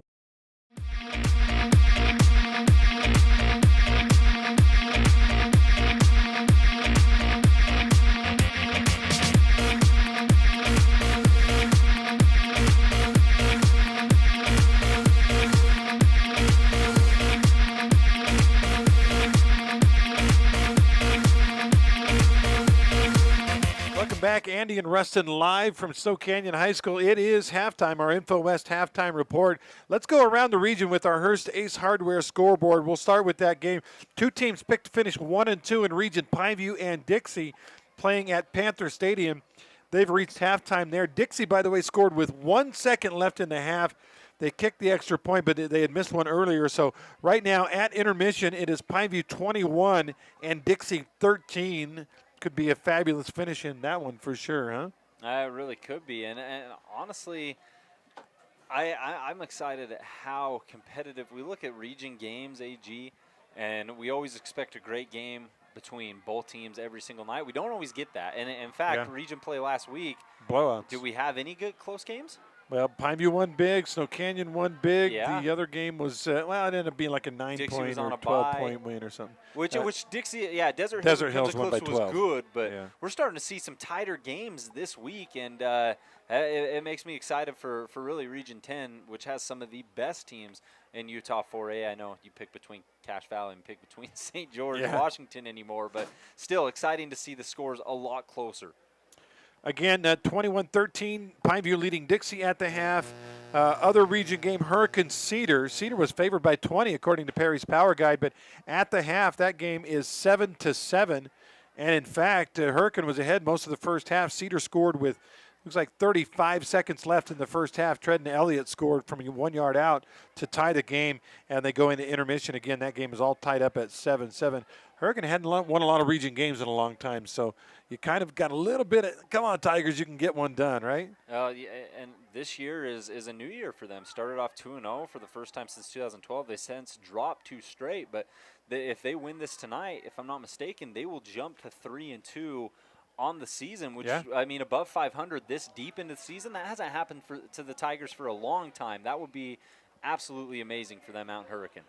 Desert Hills has the region bye this week with the odd number team, so they decided we don't want to sit around. We're going to schedule, so we'll play anybody, and they literally will play anybody. They got North Sanpete, a smaller school. North Sanpete used to be in 3A with Pineview and Dixie and Snow Canyon, and they had some pretty tough teams back. We're talking in the 90s, but they're not, horse-wise, they don't have the athletes to compete with Region 9. At the half, Desert Hills leading North Sanpete. It's 36-0 at the break. And honestly, you wonder, well, why would a team that has Region 10 aspirations, go out and play somebody that they know they'll probably stomp? I think it's always great to take a break. After region play, you had a tough game against Crimson Cliffs. You go out, you fine-tune yourself, right? You have an opportunity to try things that you wouldn't want to try in region play, and then maybe try to implement those later on. So, yeah, sure, it may be an easy win, but don't think the Thunder aren't learning anything from this battle against the Hawks. Our scores today, and by the way, right here, of course, 7-0, Snow Canyon leading Crimson Cliffs at the break.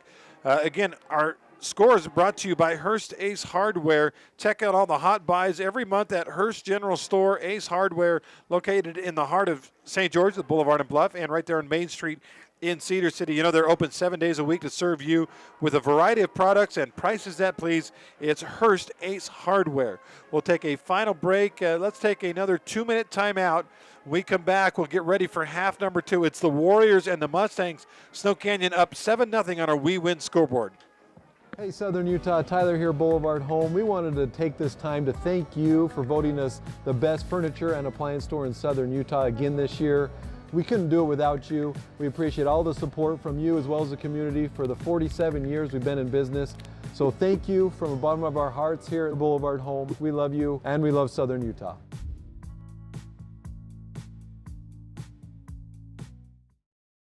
The clouds in the sky seem less noticeable than the cloud connected to your phone. Data is quickly becoming the new currency in our society, and all the information you or your business can hold is priceless. So why not store it, secure it, and protect it? That's where we come in. Our job is to assist you in ways that help you to facilitate your business. Tonic Data Center redefines the meaning of data protection. Located in the disaster-safe zone of St. George, Utah, we have created a faster, friendlier, and more secure way to connect to you. Sunset Flooring, family owned and operated since 1991, are St. George's flooring and window covering experts. No job is too big or too small. From new installs to remodels, our helpful and experienced staff can show you a variety of flooring and window covering options to fit your budget and give you the look you want. Visit our showroom, call, or visit us at sunsetflooring.net to schedule your free in-home estimate. Sunset Flooring in St. George. Let us help you make your house a home. Utah is a place to connect with loved ones, and JRI can help you ensure that connection by protecting yourself, your family, and your assets. JRI Insurance is a team of insurance specialists dedicated to providing the best possible products, pricing, and services available, including great rates for families with teens. With locations in Payson, Saratoga Springs, West Valley, and Cedar City, JRI is proud to represent Utah's insurance company, Bear River Mutual. Visit us at jriteam.com. Welcome back, Andy and Rustin, live here at Snow Canyon High School. It has not been a, modern football spread formation, touchdown, touchdown, touchdown. For instance, 34 points already on the board across town over there at Pineview. But tonight at Snow Canyon, it's all about defense. 7-0 our count. Total offense combined 183 yards total offense. That's both teams put together. And that's honestly, we've seen kind of a consistent pattern. Crimson Cliffs has actually outrushed Snow Canyon, and the Warriors have outpassed Crimson Cliffs. But the reality of it is there hasn't been a whole lot of passing or rushing. So take that for what you will. I expect to see a lot of different things here in the third quarter, in the fourth quarter.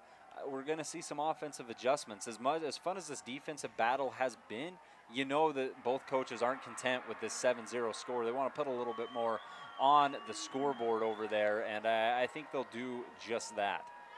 Our game brought to you in part by Fabulous Freddy's, your favorite hometown full-service car wash. In 20 minutes, you can have your car cleaned. They'll wipe it down with a towel, and you'll come away with a pretty car. They even shine your tires if that's what you want to do. 2 Southern Utah locations. It's Fabulous Freddy's. One of our folks over at the station took my little KDXU Mitsubishi over to Freddy's, and beautiful. They shined up the tires. It was beautiful.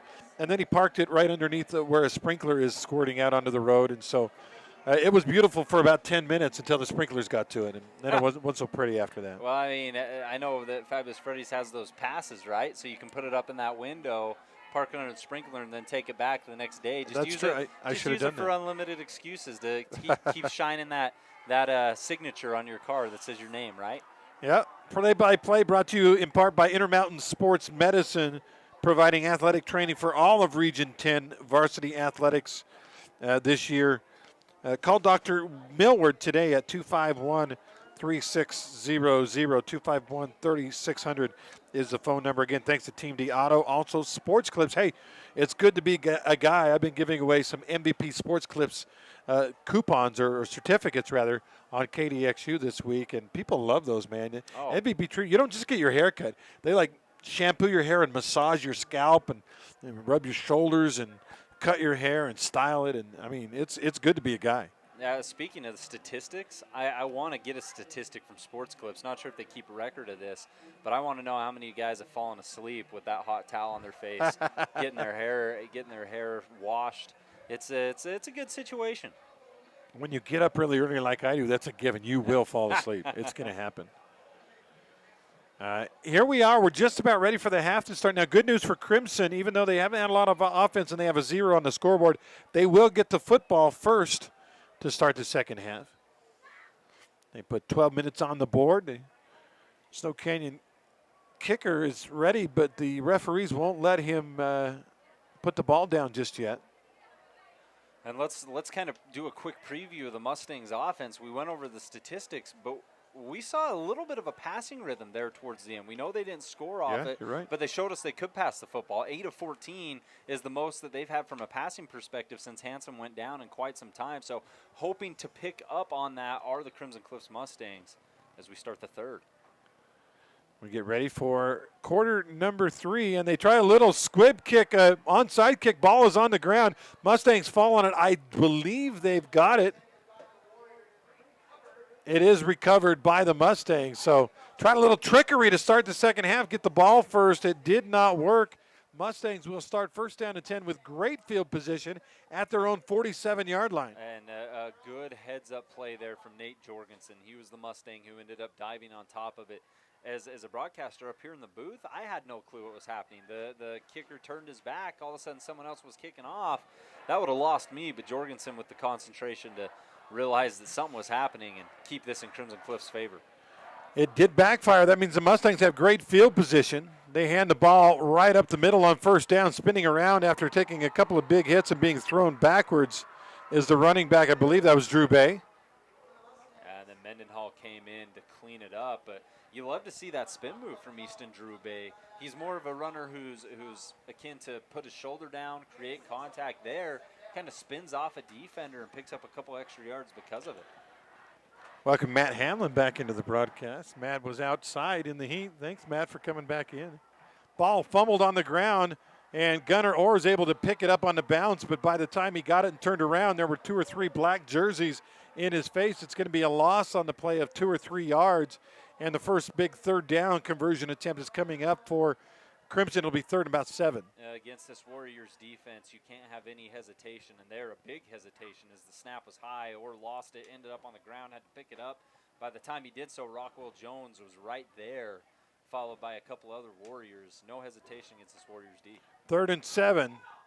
Quarterback Orr rolls to the left side. They throw it underneath. Catch is made. I think Bear got it, and I believe he got the first down. Yeah, he did. Bear was coming back to the football on his route. Momentum was carrying him past the first down marker, but he caught it just behind. Did not get a good spot, though. It's going to be fourth down and about a foot. Wow. Did not get a good spot. Looked like he had it easily. And jumping off sides is Snow Canyon, and I believe it's going to be another first down via the penalty. They get. Yep, that's what it is exactly. Get a Warrior encroachment, I guess, is technically the name of it. Offsides. That was number 48 who ended up on the wrong side of the football. You're not going to say his name, are you? Nope. Okay, good. First down and 10 via the penalty. Mustangs, that's the second time they've got a first down straight off of a penalty. Handoff. Drew Bay fighting for yards. Mostly because I didn't want to mispronounce it, though. And that was actually not Drew Bay. That was Lob, I think, that carried it. Baum? Baum, yeah. Excuse me. Baum, Lob. They rhyme, sort of. They do. They do. And he got 5, so second down and 5. Add that one to your rapping career. Baum again, kicks it to the left side, trying to get to the marker. Big get-floored collision at the 30-yard line. He keeps his feet, and I think he got past the marker. I think that time they gave it to Kroll there, AG. Switch it up on me, huh? Yeah. 18 and 15. They're both in the backfield. They do got them both surrounding Gunnar Orr. We saw it a little bit in the second quarter, now implementing a lot here. First down and 10. That's Baum again, following Drew Bay, and he gets about 4 or 5. All of a sudden, the Mustangs are fired up. They are, and I'm not sure if something was said. That's probably the case or whatever it was, but the Mustang offense with a lot of aggression, and that's back-to-back times they've given to Dakota Kroll. And right now you got a couple linemen taking him out of the play, talking to him, trying to cool him down. Gunnar Orr talking to him now. He's carried it 2 times consecutively, and they've been hard carries, and he's taken some licks, but he picks up enough there for the first down. Mustangs keep, or does he? What are they doing with the chains? There is a flag by the football. Ah, good eye. He definitely has a first down yardage, and the way they've got the ball set, it's like the penalty maybe is post play. And with Crow having to be pulled to the side and talked to, unsportsmanlike conduct. You're right. That will be after the play, so they get the first down, they'll mark it back 15 yards, and it'll go back to about the 41. So all that progress. I mean, it's not going to be first and long, but actually they don't give them the first down. I thought the rule had changed, Russ, in the last few years where if you get the first down, they'll give you the first down and they'll give you a 1st and 10, but then they'll mark the yardage. That's what they're doing. Okay. Yeah. They just hadn't moved Looks the like change you're yet. spot on there. And honestly, if you're the Mustangs, you can't be your own worst enemy. You've been moving the ball better than you have all game. Yeah, it should be at the 26. It's still at the 41. Yep, exactly. First down and 10 from the 41 after the first down play and penalty. Another handoff, Crowell again, and Crowell's going to run for a first down inside the 35, inside the 30, and down to about the 29-yard line. I think that was Easton right there. They keep switching on me. And they put it, there's multiple backs. We talked about it. They might go back to that 1-2 back situation, and they absolutely have, and it's been working. Here's Drew Bay, broke a tackle in the backfield, but here come the black jerseys, and he's going to lose a yard or 2.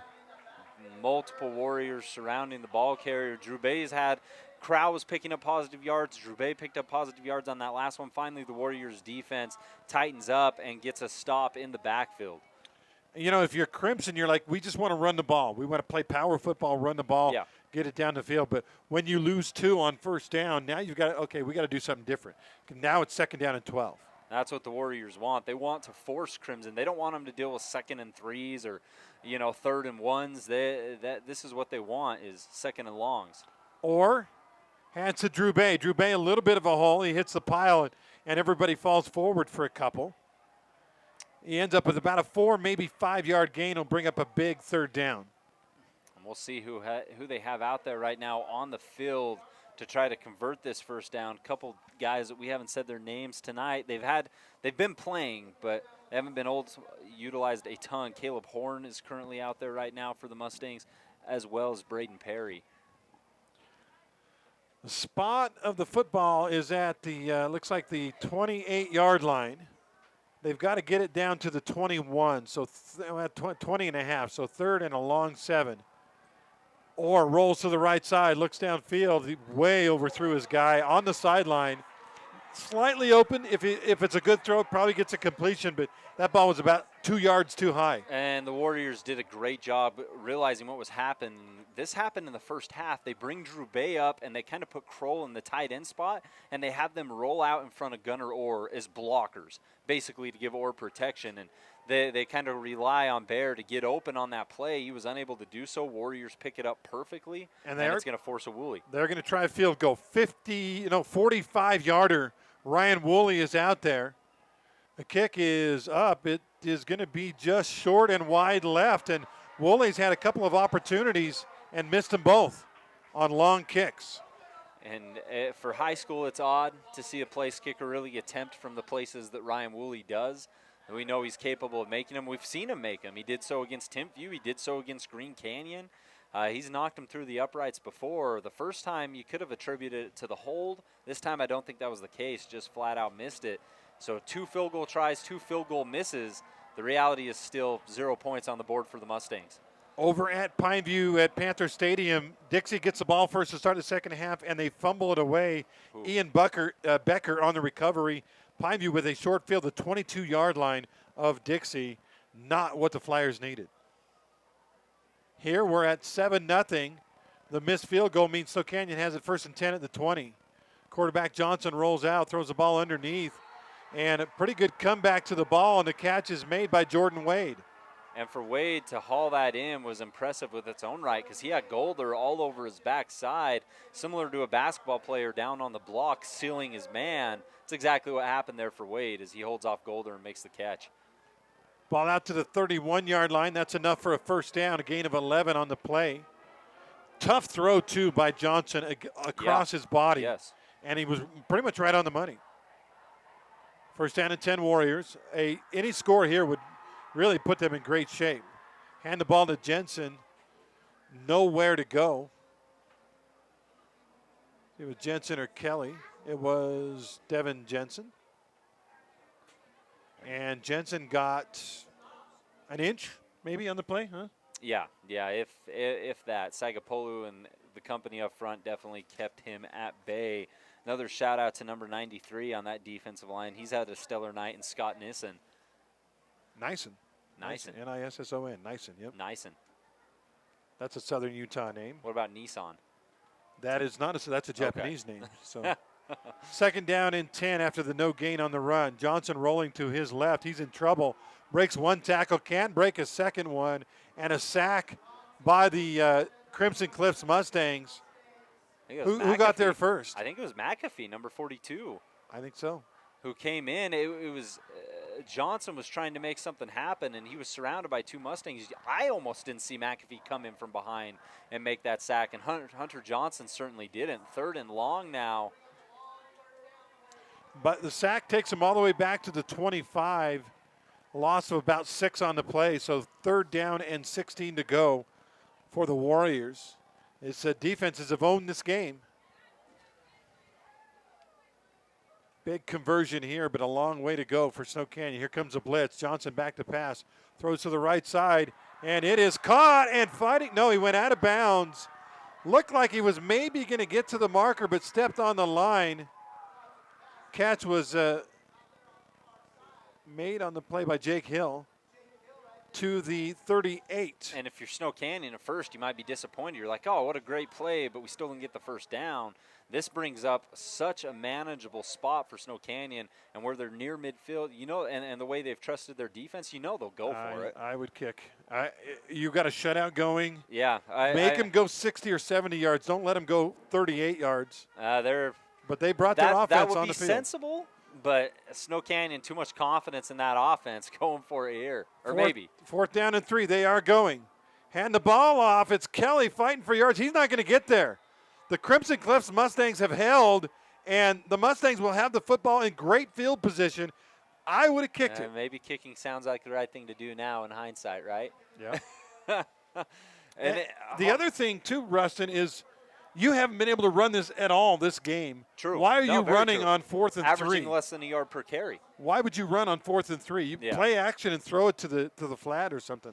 Yeah, tough situation there for Snow Canyon. And for Crimson Cliffs, this defense has been asked to do everything tonight, and they've delivered. What a stop there by the defensive front. They take over in great field position at the Snow Canyon 39-yard line. Handoff left side. And trying to keep the play alive, gaining 3 or 4 yards on the left side. Drew Bay again. Easton Drew Bay. Got it down to the 36, so give him 3. By the way, Keith Adams, a 10-yard touchdown run. Pineview now up 28-13 on Dixie after the Dixie fumble. That's our Hearst Hardware scoreboard. Or back to pass. Looks left side, now he scrambles. Gets a block, gets near the marker, but pounded on a get-floored hit. Out of bounds at the 30. If you're a Mustang fan, you like seeing that. We know that Kell, when he plays quarterback, he's definitely a draw type of guy, able to use his feet. Gunnar Orr can do that too, but we haven't seen that tonight. Gunnar Orr has legitimately not really attempted to run the football there, uses his feet, makes it a much more manageable third down for the Mustangs. Third down and 2 backs. With them, they hand to the running back on the left side. Fighting for yardage and getting close to the marker was the running back Crowell. And it's going to be right at the down marker, the first down marker at the 29. And when you say fighting for that first down marker, he certainly had to. There was a Warrior who got in the backfield and wrapped around his feet, and it was a second effort to pick up the Fabulous Freddy's first down. Yeah, they got it right at the 29, first down and 10 Mustangs. Again, I hate to second-guess coaching. I really do, because these guys work so hard and get paid so little. But, 4th and 3, you run the ball when you could have punted it, and your defense has a shutout going. Now short field for the Mustangs. Can they capitalize? Another handoff, and boy, the Warrior defense came to fight. No gain on the play. And it's defensive plays like that we can sit here and decide, what's right or wrong. It's always easiest to go in hindsight, but the reality of it is Snow Canyon has a ton of confidence in that defense, and one of those plays right there shows us why. And that was Drake Kelly, by the way, the first Drake. man there. Great job. 2nd down and 11. Drew Bay in the backfield behind quarterback Gunnar Orr. Orr wants to throw, fakes right, now looks left. Rolling to his left, throws across his body. The ball is knocked down by the big lineman, who gives the old incomplete sign on the play, number 17, Kyle Kennedy. And Kennedy is one of those players week after week who doesn't always get his name called because he never is one of the ones to finish the sack or finish the play, but he's always there. He's a disruptor in every sense of the word and really a key part. His name may not show up in the statistics all the time, but he's a pivotal part to the Snow Canyon defense. 3rd down and 11 now for the Mustang. Probably going to have to throw it here. Or back to pass. Little tunnel screen to the wide receiver, trying to get outside to the 30, to the 26. Spun around, keeps his feet going, and gets inside the 25. But it's going to be well short of the first down. Do you dare try a field goal again? I was going to ask you the same thing. You got one of the best kickers in all of Utah, but he's 0 of 2 on the night from about this range. And honestly, neither one was very close either. No. So you have tons of confidence in him, but you need a score. You've tried field goals. You're still at 0 on the scoreboard with 4 minutes over there on our Nets on Fire clock. They're going to kick. They're going to kick. Ryan Woolley out, try to get that 0 off the scoreboard with 3:55 left in the 3rd quarter. Ball placed down will be at the 33, so a 43-yard field goal for Woolley. Snap is down, kick is up, and it never got high enough. It actually traveled the 43 yards, but it never got more than about 7 or 8 feet off the ground. And the kicking dilemma is one of the toughest things to put your finger on in all of football, because in Woolley's case, he's being asked to kick from pretty fair distance, especially at the high school level, and we know we can put him through, but at the same time, when do you stop going to your star kicker and say we got to put points on the board? He's 0 of 3 now. It's I don't know, almost makes me think of last night's NFL opener with Dallas where Greg Zerline, missed extra point. Zerline, driving people crazy. Missed driving me crazy. Goals, and you wonder, do we keep going back, or do we have to just keep our offense out on the field? For Crimson Cliffs, you have the glory of having Ryan Woolley as a kicker, so you're almost confident every time. Warriors dodge a bullet. Now they have the ball on offense, and they go deep on the first play. Long ball. Johnson overthrew him as he threw it deep to the left side. It's incomplete, but you like the attempt. He had a step on Golder. Cuff was behind. Jordan Wade, by the way, the intended receiver. Yeah, I like that. Is that one of the first times Snow Canyon's gone deep? I think so. Maybe the first time. I think it is. Again, we're at 7-0 still, late 3rd quarter. Check our Hearst Ace Hardware scoreboard. Pineview up 28-13 on Dixie. Dixie with the ball, trying to move it. Last we heard, it's 36-0 Desert Hills on North Sanpete, and Cedar Hurricane tied at 7. Johnson back to pass. Throws it to the safety valve right over the middle of the field. It will be complete for a short gain. That was a tough grab to make because he had Jackson Griffiths all around him. Mendenhall, by the way, on the catch. A great catch for not a lot of yards and good coverage, but you appreciate the grab itself because it was not an easy one. Are they going to call that incomplete, by the way, because I'm seeing 3rd and 10 now? You know what? Looks like that it will be the proper call. Ball must have hit the ground. And it was Griffiths on the coverage, and that's why I was so impressed when I thought it was a catch because Griffiths was all over him. Incompletion does not shock me. Here we go. 3rd down and 10. Johnson to pass. Here comes the pressure. Throws it to the left side, but the heavy pressure made its pass just not a good one. He had to throw it too early, and it goes out of bounds incomplete, and it's 4th down. And I guarantee they'll punt it this time. Yeah, you'd imagine so, and a lot of credit there. It was not was that Jackson Griffiths who hit Hunter Johnson? I don't know. There were 2 or 3 white jerseys there. One of them got it, and maybe even tipped the pass. It was 33 or 35 who connected.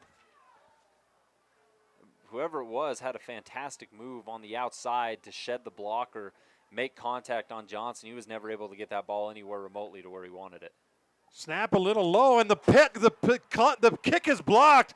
Crimson will pick it up. It's going to be a special teams touchdown for the Crimson Cliffs Mustangs.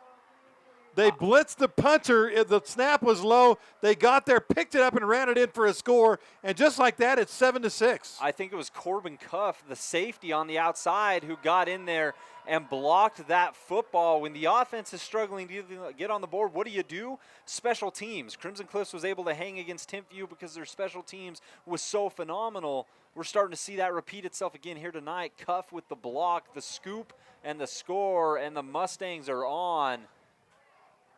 And now Ryan Woolley can come out with a Simply Wisdom Teeth extra point instead of all those long field goals.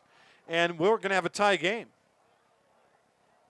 Kick is up, and this one is perfect. In fact, if he'd hit any of his field goals as good as he hit that extra point, it would be 10-7 or 13-7, not 7-7. But we'll take a break. 1 minute timeout. It is 7-7 on our We Win scoreboard. Back after this. Now your teeth are gone. I don't remember anything happening. That's a good thing. You still have your wisdom teeth? I don't. I had them taken out because they were causing problems. Why are they there in the first place? Experts say our jaws were bigger and we needed our wisdom teeth for eating, but over time, our jaws have gotten smaller. Other scientists say that our brains have gotten bigger. The fact is, they just don't fit and need to be taken out. If you leave your wisdom teeth in, they can cause crooked teeth, increased tooth decay, jaw pain cyst under the gums, and they may grow in sideways. Let's get them out. All Out Wisdom Teeth can remove your wisdom teeth for half the price, including exams, x-rays, IV sedation, and their dry socket money-back guarantee. If you need your wisdom teeth removed, click on the link to visit alloutwisdomteeth.com or call 435-414-3111. Well, the offense wasn't getting it done for the Mustangs, so the special teams got it done as they get a special teams touchdown on the blocked punt. Snow Canyon with return left on, trying to get to the outside, but the defense is there. Pretty good return out across the 20 to 25, but that one was kind of doomed from the start because it was kicked to the left sideline and he had to run it to the other side. And on top of that, I see a flag sitting down back around the 10-yard line, 15-yard line. That'll be half the distance from if it's an illegal block. By the way, that touchdown we decided was why Kaanohi that got the touchdown for the Crimson Cliffs Mustangs on the scoop and score on the blocked kick. And we're tied at 7. I kind of felt like, Russin, way back before we started this game, I'm like, this is going to be a defensive game and it's going to be low scoring, and we could end up with a 14-10 or a 17-14 or even a maybe 10-7 type game. And it's definitely the pace that this game's heading towards with 3 minutes, 6 seconds over there on Nets on Fire clock. It's hard to imagine a lot more scoring between both these squads, but we have seen some poise. Crimson Cliffs offense looked better than it really has all game in the third quarter. We know Snow Canyon has the weapons. There will be a breakout play. The question is, who's it going to come from and win? Well, and remember, last week, Crimson and Desert Hills were, it was 7-6 at the end of 3? 7-6 at the end of the third, yes. And they scored a whole bunch of points in the fourth. Johnson wants a deep ball again. Double coverage out there. Ball is fought for and falls incomplete. Not necessarily the great decision by the QB. I don't blame him for throwing it deep, but when you got 2 defenders and only 1 receiver, that's not good odds. You like the deep ball, no doubt about it. You need a play, get the lid off the top, make something happen, but you're right. Cleverly was in coverages there, as well as Jackson Griffiths, who's normally going after the quarterback. He had dropped back. It was just well-read from the Mustang secondary and really didn't have much of a chance. So, but you're back here in your own end zone. You got to be careful. I guess there are worse things that could happen than letting one fly. 2nd down and 10. Ball at the 8-yard line. Johnson back to pass in his own end zone. Throws a quick one over the middle and nearly intercepted. It falls incomplete, but that one was between 2 defenders. One of them had a pretty good shot at it. And I'm seeing right now, I don't think Johnson's fully comfortable in the pocket. No, the Mustangs he's got are happy bothering feet, him. yep. He's got happy feet. He's kind of shuffling side to side. That time, they brought him from the corner spot in on a blitz that made him just hesitate for just a moment. Number 45, Selleck Richardson, came crashing for the Mustangs and made Johnson rush through his motions there, bringing up a 3rd and 10 deep in their own territory.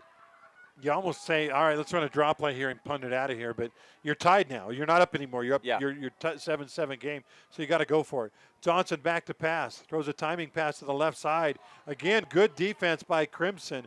And I agree with you. Johnson, he's a little spooked out there. He let go of that one way too early. Mustang defense is bringing pressure, and they're trusting their cornerbacks on one-on-one situations for the most part there. They trusted Golder. Golder gets the job done. And now in a 7-7 game, you're not playing from behind anymore. Maybe the offense can play a little more free or however you want to go about it. But the Mustang defense has put them in a position to try and win a ball game. And Kennedy, the punter, how comfortable is he feeling right now punting from his own end zone? Not very. Ball was partially tipped. Did they get a piece of it? I think they did. Someone had to get a piece of it because that ball ended up right at, the 15-yard line? This game start in the red zone. Has turned on a dime. The block punt for a touchdown, that one partially blocked, only goes about 8-9 yards? If that. They're going to spot it at the 18, so they'll take over in the Snow Canyon Red Rock Real Estate red zone. This thing has Snow Canyon felt like they were in control, up 7-0, and with the ball, and just like that, it's 7-7. Here come the Mustangs with a chance to take the lead. And you may not be comfortable giving Drew Bay the ball all the way back on your own 20 and trying to get downfield that way. But now in the red zone, you can bring in Drew Bay, you can bring in Baum, you can have Crowell block or run. It opens up the offense. And I believe that's Baum on the carry. Yeah, it is. So we've seen Crowell and Drew Bay since the first quarter. But now Baum back in there, and he got a nice little gain across the 15 down to the 14. And right now, that's what the Mustangs want to do. I know they want to go out. They want to get a score. They want to take control of this game. But trust your running backs. Trust your offensive line here, the boys up front, to create just enough separation for you to pick up the 15 yards needed to take the lead here. Now the White Hat steps in and stops the play. Two backs back in there with Gunnar Orr. I'm not sure why he's stopping play. There's no flags on the play. Checking equipment. One of the D linemen, maybe Snow Canyon. But here we go. Second down and about 6. Quarterback keeps this time. Orr looking for the corner to the 10. Tries to get outside to the 5-yard line. He did get enough for a first down as he's pushed out of bounds. But, boy, we see the speed and athleticism of Gunnar Orr on that one. I forgot how fast he was, of it being back in that quarterback spot. We're used to him using that speed as a receiver and as a blocker on the outside. He had Landon Robinson in full pursuit and was still able to turn the corner for some extra yardage. That was some speed from Gunnar Orr. First and goal just outside the 5, about the 5.5-yard line. Mustang trying to take their first lead of the game. Low snap, Orr rolls to the left, hands the ball off. Bob somehow gets through a tackle, and I believe he got into the end zone. Yes, touchdown Mustangs with 1:53 left in the third. They've taken the lead. And that was a move you will not see often from Baum as he celebrates running down the sideline. He ran to his left. There were 3 Snow Canyon Warriors there. He stopped and let the entire pile go by and then got into the end zone. There were Warriors there to meet him at the line of scrimmage, and his hesitation was shimmy, just enough. Yeah, it was a little shimmy shake. And threw guys all around him, and he got in. What a stop and go type situation for Baum. Mustangs with the lead. This has changed quickly. Extra point by Simply Wisdom Teeth as Woolley comes out. Again, the last touchdown came at the 3:39 mark, so we played less than 2 minutes. They're going for another touchdown after nothing in the first half. Extra point is blocked. It's blocked, and that, boy, what kind of factor might that be? Woolley, somebody got their hand on it, and it's no good. 13-7 is our count on our We Win scoreboard. We'll be back in 1 minute. I think there's always options to treat your pain, and I would recommend to any patient who's dealing with chronic pain to be the squeaky wheel to get the grease. There's always more that we can do. Our whole goal is to get you better without surgery, but sometimes we need to operate as well. And we work closely with surgeons when what we're doing isn't providing the amount of pain relief that the patient is hoping for. But we specialize in minimally invasive procedures, focusing mostly in the spine, but we also do work in other areas of the body. With the knowledge that we can't help everybody, but we want patients to know that we're going to try to do our best to help them. What is rewarding about working in this field? It's being able to help somebody get their life back.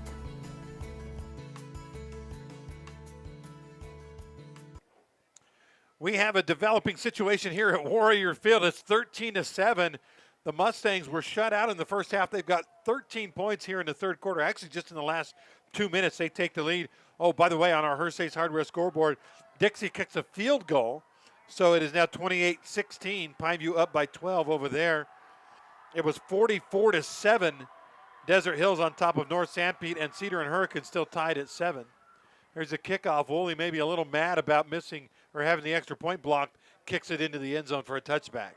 And a complete turn of events here at Snow Canyon High, AG. It went from 7-0 in favor of the hometown, neither team being able to crack the end zone, to Crimson Cliffs scoring consecutive times within a matter of minutes. And it really just all was because of the special teams. Corbin Cuff got in there and got a block that was picked up and scooped and scored by number 25, who was it that we determined? Yep, Kaina'i, who picked it up and ran. And then another partially blocked punt that gave the Mustangs the ball in the Red Rock Real Estate red zone, and Nick Baum got it down from there.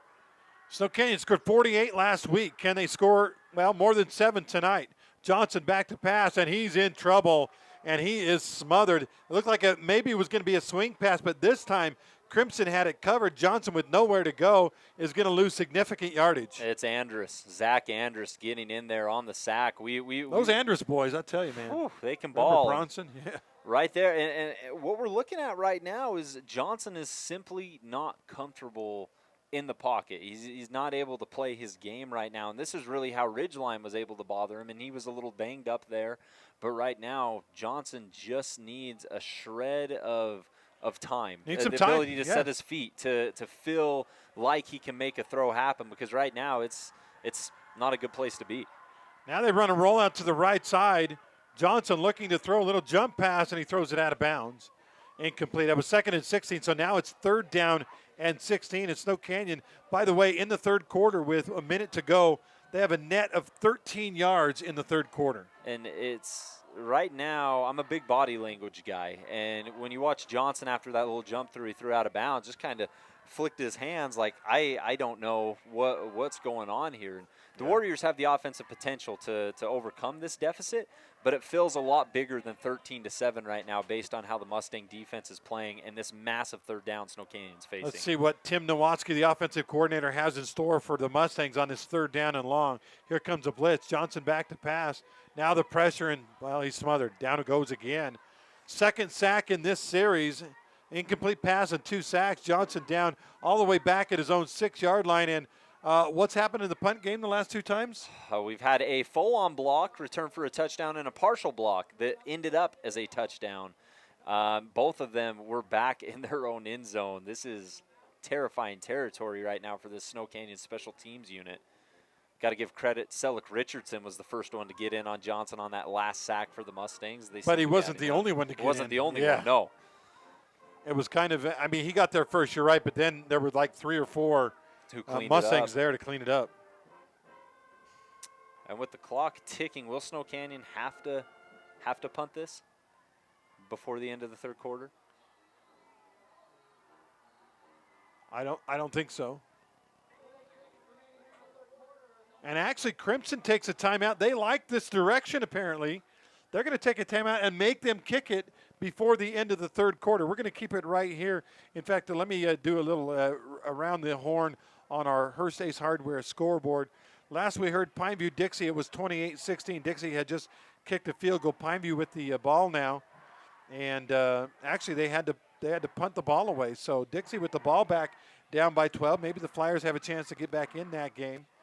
Last we heard on Utah State and North Dakota, they are going, and it is 1AA or FCS North Dakota with a 14-7 lead on the Aggies. Ooh. That game about halfway through quarter number 1. Aggies, remember, upset Pac-12 Washington State. Now North Dakota saying, hey, we like upsets too. Let's see, let's check Des News, see if we've got any other score updates from around 4A. Looks like Desert Hills 43-7 over North Sanpete. And 7-7 still Hurricane Cedar City. Kind of a weird formation for a punt here. It's like he's in the shotgun position, basically. He's only about 5 or 6 yards behind the line, and it's a different guy back there. In fact, that is the quarterback, Johnson. There's no way. It's fourth down and 22. And the Mustangs have Marshall out there to return something. You figure he's going to quick kick it. He does quick kick it. And the ball hits at about the 30-yard line. It was touched by the Mustangs, I believe. I believe it went off of a Mustang. Snow Canyon is recovered and waiting for the official call from the ref. Maybe the Mustangs got back on it. Yeah, Mustang got back on it. On the recovery for Crimson Cliffs was Corbin Cuff, number 22. And it bounced off of, it looked like Jackson Cleverly's leg, who was tangled up in a blocking situation before Crimson Cliffs was able to recover. So avoiding a bullet there. This game has been has not been short. It's been short on scoring. It has not been short on big plays. We've seen interceptions. We've seen blocked punts. We've seen drop punts. We've seen whatever you want. And that's 3 quarters in the books. What a turn. 13-7 Mustangs on top on our We Win scoreboard. We'll be back with the fourth quarter after this 1-minute timeout. Hey, it's Luke with Udine Associates at American Family Insurance. At Udine Associates, we love insurance so you don't have to. With a quick call, we can get you an instant quote with the right coverages. My team of licensed agents are ready to help you with better insurance from American Family. Give us a call at 435-251-9102. Need an appliance or two? AWP's got you. Check out the remodeled expansive showroom, highlighting the cafe series with colors like matte black, matte white, and modern glass. Make your kitchen stand out. Come see the local boys at AWP across the freeway from the Bloomington Walmart.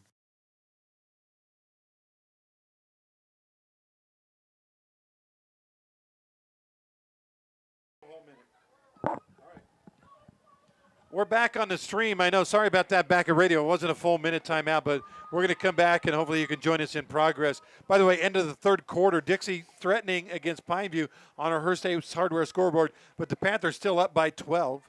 Here it is a 6-point lead for Crimson. They have fantastic field position after the quick kick. They're at the 36-yard line. And again, a 6-point lead. They have not had to start on their own territory this entire second half, thanks to blocked punts. And thanks in fact, to they had a defensive touchdown or a special team touchdown, and they had a inside the red zone. Does not get much better than this in terms of field position. First down and 10. They send a man in motion. Handed to Baum. Baum trying to get outside, and he does to the 35 down to the 30. A good gain of about 7 yards for Nick Baum. And if you think the special teams and defense can't transition to the offense, I know the Mustangs offense has one score, and that's the Nick Baum rush, but they look like a different team this second half. They look more energized when it comes to running the football, this Mustang offense does. And by the way, I'll give you a stat here in a minute that's going to blow your mind. Second down and about 4. And flags, they'll stop that play. Probably going to be maybe a false start, but remember I said Snow Canyon had 13 yards in the second half? Yeah. Because of that last sack, they have a net of 7 yards after halftime. Wow. The Warriors. Wow, which is something they did to Cedar last week. Right. They were given it last week, and right now they're having to take it from this Mustang defense. So in the third quarter, Crimson had about 75 yards. Snow Canyon, 7. That is a false start on the offense. So loss of 5, it'll be second down and 9 instead of second and 4. Clock rolling along now, 11:20 left in this contest. Been a pretty quick game. We're about 2 hours old.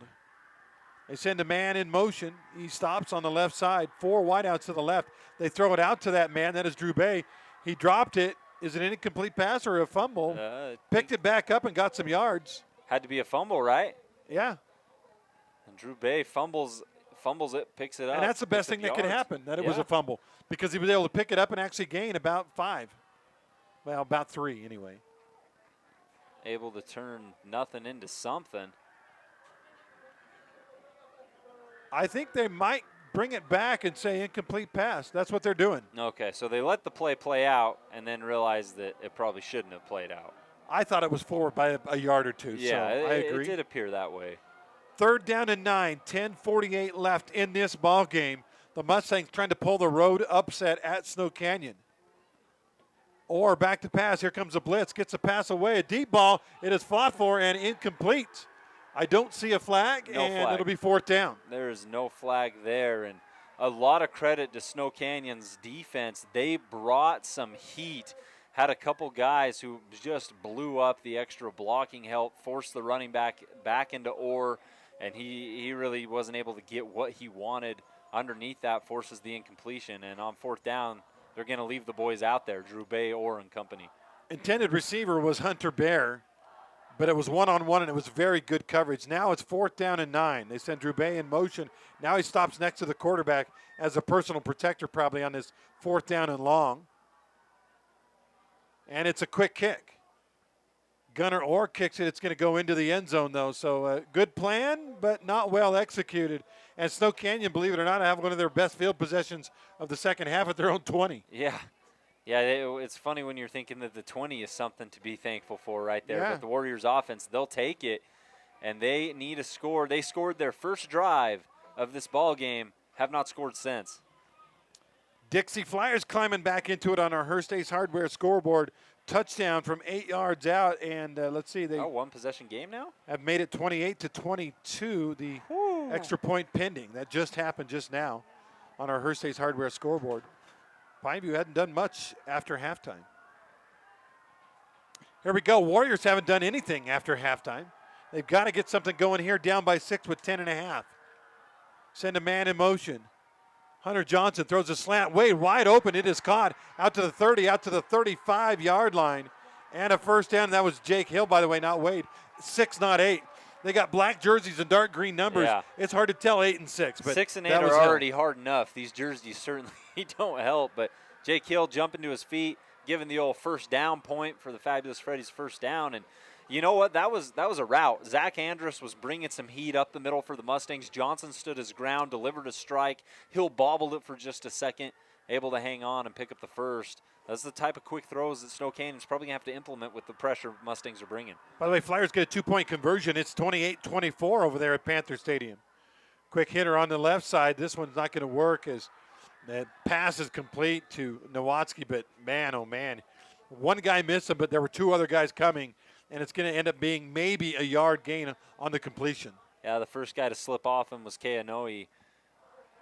And then a couple Mustangs quickly follow pursuit. We talked about it. They follow the football, this Mustang defense. If one guy misses you, chances are there's 2 others in the vicinity at any given time. You know, this Mustang team really reflects the personality of head coach Wayne Olofopo. He is a hard-nosed defensive guy, and he has taught that to his kids. Yeah.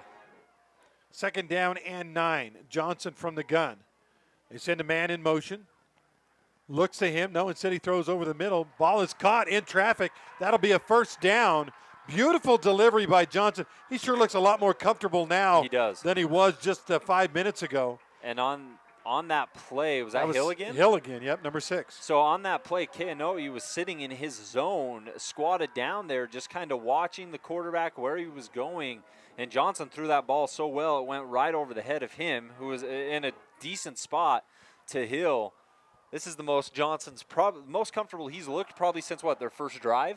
Yeah, and he's still doing the regular 3-step drop and taking time, but the pressure the protection has been better. They wanted to throw a double pass, but, boy, it was covered well. You could see a little backwards pass, and it looked like maybe a double pass, but 2 defenders stayed with the intended receiver on that one. And for Crimson Cliffs to be able to cover that up is so impressive in its own right, because I wasn't expecting that. I find it hard to imagine that really anybody was expecting that, but the Mustang defense was, with Devin Jensen, who plays quarterback when Hunter Johnson isn't on the field. They get him out to the right side, and Griffiths cleans it up, and it's like it never even happened. Ends up losing 3 yards on the play. 2nd down and 13. Warriors down by 6 on their home field. Nowatzki goes in motion. Johnson looks in the middle. in heavy traffic, and not sure what he saw there because there were one receiver deep, another receiver mid-range. He threw it kind of between the two. Yeah, it was closer to Golder, the Mustang cornerback, than it was to any Warrior. It wasn't in any danger of being picked off whatsoever, but there was really no Warrior there. Probably miscommunication or a improperly ran route there on the Warrior side of things, bringing up 3rd and long. Yeah, and this has not been a good down for Snow Canyon in this game. Especially deep. Yeah. The Mustangs, when it's 3rd and deep, Crimson Cliffs feels comfortable letting their guys like Cleverly and Golder go one-on-one, and they bring heat. Snow Canyon is 2 of 13 on 3rd downs. Nowatzki in motion this time in front of the quarterback. Johnson back to pass. He dropped the football, picked it back up, escapes pressure, and throws the ball on the sideline. I believe it's caught, but it's only going to be about maybe a 6-yard gain. And the Snow Canyon sideline, the faithful fans here celebrating because the fact that Johnson even got rid of that football was absolutely insane. Agreed. Dropped it. 3 Mustangs were around him. One of them was pulling on his jersey, trying to bring him down. Somehow he's able to complete that and make it a somewhat manageable 4th down. Yeah, 4th and 5, and it looks like they're going. They did quick kick out of this formation a minute ago, so we don't know. Snow Canyon now 2 of 14 on 3rd downs, but they are 3 of 4 on 4th downs. Can they convert one here on 4th down and 5? Mustangs want to bring some heat, it looks like. Yeah, showing blitz. Johnson back to pass. He's got time. Throws it over the middle in traffic and incomplete, and the ball will go over on downs. And that one really never had much of a chance, Rustin. No, he was trying to find, is that Esplin that he was looking for there? Yeah, deep post. Yeah, looking for Esplin, and Dex Draper was there, came in on safety help. The cornerback was in ideal position, just didn't have much of a chance of happening, and forcing the turnover on downs is the Mustang defense. So a couple interceptions for them, forced a 4th down conversion. But you got a blocked punt and let's say a block and a half punt. It's been everything that you can ask for. Now with 7 minutes, 6 seconds on the Nets on Fire clock, they kind of control their situation as of now. Or in a quarterback, 1st and 10 at the 45 of Crimson. Mustangs or make some signals. Now he looks over to the sideline and say, okay, what's the play really? Gunner or the quarterback. He's gone all the way for the Mustangs. Hands the ball off. Drew Bay trying to get to the outside. Nothing doing. Good defensive effort over there by the Snow Canyon defensive end. Is that Kelly who got to him? No, 17. Oh, That's 17. Kennedy. Yep. It is. He's always a presence in the backfield. Chances are if you're going to see any Warrior back there, it's probably number 17. Loss of a yard by Drew Bay, 2nd down and 11. Kennedy standing up, defensive end on the right side. Handoff goes the other way. I believe Drew Bay again, and he'll get it out near midfield. Hey, G, we got an important Hearst Ace Hardware update here between Dixie and Pineview. Looks like there's a pick 6. The Flyers lead at 31-28. Wow. Dixie trying to pull the upset. Pineview, the number 1 ranked team in the state, and they trail now by 3 with 8:51 to go. Whew. The pick 6 by number 8. I don't know who number 8 is in Dixie. We'll have to look that up. Now 3rd down and 6 for the Mustangs. And a big 3rd down conversion. They haven't been very good on 3rds either, to be quite honest. No. High snap. They get the handoff there. The pile will move maybe 2 or 3 yards, but that's it. And so here's the situation now with 4th down upcoming. You're at midfield, legitimately just barely past the 50. You're on the opposition's 48. Punt. Yeah, I mean, it's a smart thing to do, right? There's only been Your 3 defense has touchdowns the been whole game. Your so- defense has been yeah. amazing. Make them go 80 or 70 yards. Well, we saw Snow Canyon attempt something similar where they were stuffed, and that ultimately ended up being a big turning point in this game. Warriors offense has not had really another opportunity that has been deep in their own territory since then. So Punt team is out. Snap is there. No pressure. Gets a kick away. It's a low driving kick. Caught at the 11, 12-yard line. Trying to get outside to the 20, to the 25. Down the sideline to the 30-yard line, but then he runs out of room. But all things considered for Snow Canyon, not bad field position in it. What we said, the 20 was their best starting position of the second half. Now they have it at the 31. That's changed courtesy of Will Warner on the punt return. It was a solid punt. The punter had plenty of time to put his foot into it, and Warner just showing that speed on the left side. And you know that Snow Canyon fans want us to call his name a little bit more tonight. He's so pivotal to everything they do. Coming into this football game, Will Warner was responsible for 4 touchdown receptions. And that's right. Really, that's none tonight. None tonight thus far. Does he have even a catch at all? I don't know. I'll have to look that up. That's a good question. I'm not sure if he does. Let's see, Warner, 1 catch for minus yards. It was a swing pass. Throw the ball, timing pass. Great diving or jumping effort as Wade gets nailed. No, Hill gets nailed, but pops right up and says, I got this. And the pickup was about 9 yards. And the last 3 receptions, if I'm not mistaken, for the Warriors have all been number 6, Jake Hill. And that is his 6th catch of the night right there. Number for 6 78 yards. So 2nd down and short. That timing pass was perfect. The defense was there, but the throw and the play was so perfect that all they could do was make the tackle. 2nd and short. See if they try the running game here. Hasn't worked all game. Nope. Get it past Johnson. Lots of time this time. Throws it underneath, and the ball is off the hands of the intended receiver. It was Warner. Will Warner, yeah. 1 catch for negative yards in this game. That one wouldn't have been for much, but it would have been a first down. Yeah. Would have erased the negative yardage on the stat line, which is probably the last thing he's thinking of. It's funny. We talked about the strength of the receiving core and how they needed to share the wealth and keys to the game. Right now, you wonder if you just keep going back to Hill. I would, yep. 3rd down and 1. Johnson to throw. Underneath. Catch is made. First down, Warriors. Nice little gunner. Just a little baby button hook. And the catch was made for the first down for Snow Canyon. Bo Hickman. That was Bo Hickman on the catch, yep. And for Hickman, he's had a couple grabs here tonight. But now this Warriors offense, they're not moving much, but they're moving. Johnson looks more comfortable. They've adjusted things on the offensive end to make these passes a little quicker, get it out of his hands a little faster, and it's starting to work against the Mustangs, who are seemingly bringing a lot of pressure on every play. We're down to 4 minutes left in this game and counting. Johnson back to pass. Here comes the pressure.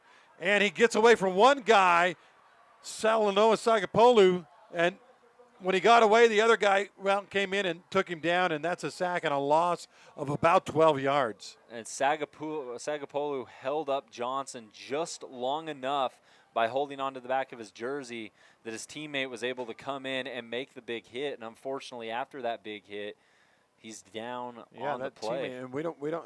Did you see a number yet? I did not see a number. I don't want to speculate. I'll have to wait until hopefully he gets up here soon. He will have the sack. It's his sack. Yep. But right now, down on the field. DeJuan Shakespeare, one of the many people out there attending to the injured player. DeJuan is a trainer and medical personnel here for Snow Canyon. Also have some Crimson staff out there as well. I like DeJuan. I've known DeJuan for a long time. I did pick up a number just now for Crimson. The injured player is number 42. It's McAfee, right? Devin McAfee, yep. McAfee credit with the sack. I think he's got 2 tonight. By the way, Dixie has turned that game around. Pineview was up 28-13 and 18 straight points, and Dixie forces a punt. The Flyers have the ball and the lead with under 6 minutes to go. Wow. McAfee, by the way, is up, walking slowly off the field, but looks like at least not a serious injury. He may not be the leading tackler for this Mustang squad or have all the statistics, but number 42 does a lot for the Mustangs.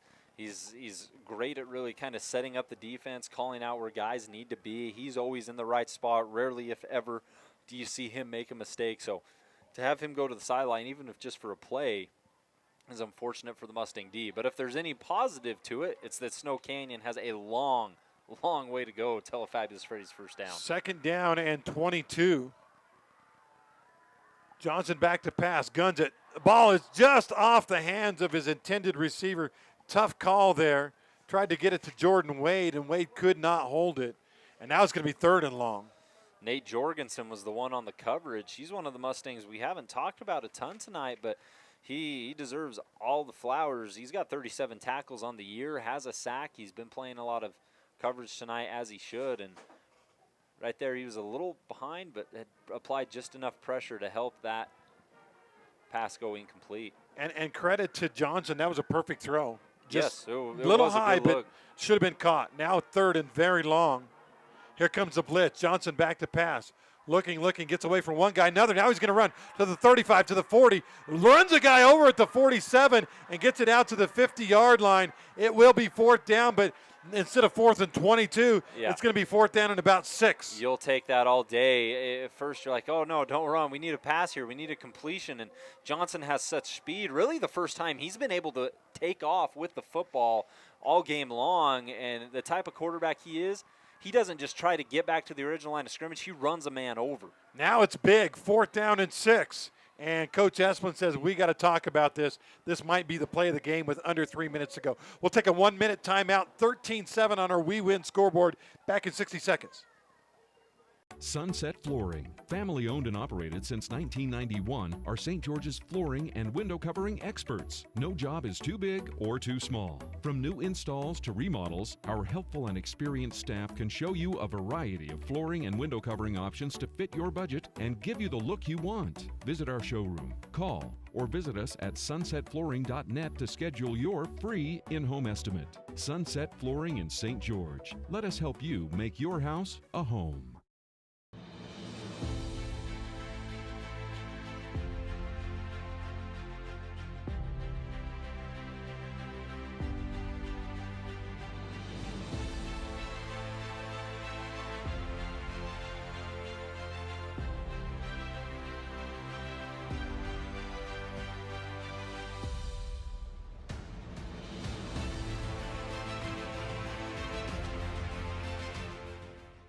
.52 on the clock here at Snow Canyon High School. We got a good one. It's 13-7. The defenses have owned it. Now we've got a 4th down and 6 for Snow Canyon with under 3 minutes to go. Big play in this contest. Hunter Johnson sends a man in motion. Looks left side, throws it out there. It is picked, and it might be a pick 6. Caught at the 50, to the 40, to the 30, to the 20, to the 10. Touchdown, Mustangs. And that should just about clinch this football game. It was a timing play. The timing was off, and the pick 6 by Cuff. Corbin Cuff has been big in every single way tonight. He blocked a punt that led to a scoop and score touchdown to get Crimson on the scoreboard, and now with an interception that could seal this ball game. Running all the way back to the other end. He only had Johnson to beat, outran him, and the Mustangs now, out of all their points, all 19 points, pending right now 20 on this extra point, most of those have been courtesy of special teams or defense. Mustangs finding a way to score the football tonight when the offense has struggled. Well, I'm going to say all of those because even the touchdown they got on offense was because of the defense. Extra point by Woolley is up and good. A Simply Wisdom Teeth extra point. 2:41 on the clock. It's now 20-7 Mustangs. We'll be right back. This is Dr. Brandon Burke from Burke and Beckstrom Orthodontics. We are humbled and honored to have been nominated for the Best of Southern Utah category for orthodontists. We thank you for the privilege it has been to provide Southern Utah with the best possible orthodontic care for over 10 years now. Our mission is to help everybody we come in contact with become the best version of themselves, and the smile is an important part of that process. This is what it means to smile forward.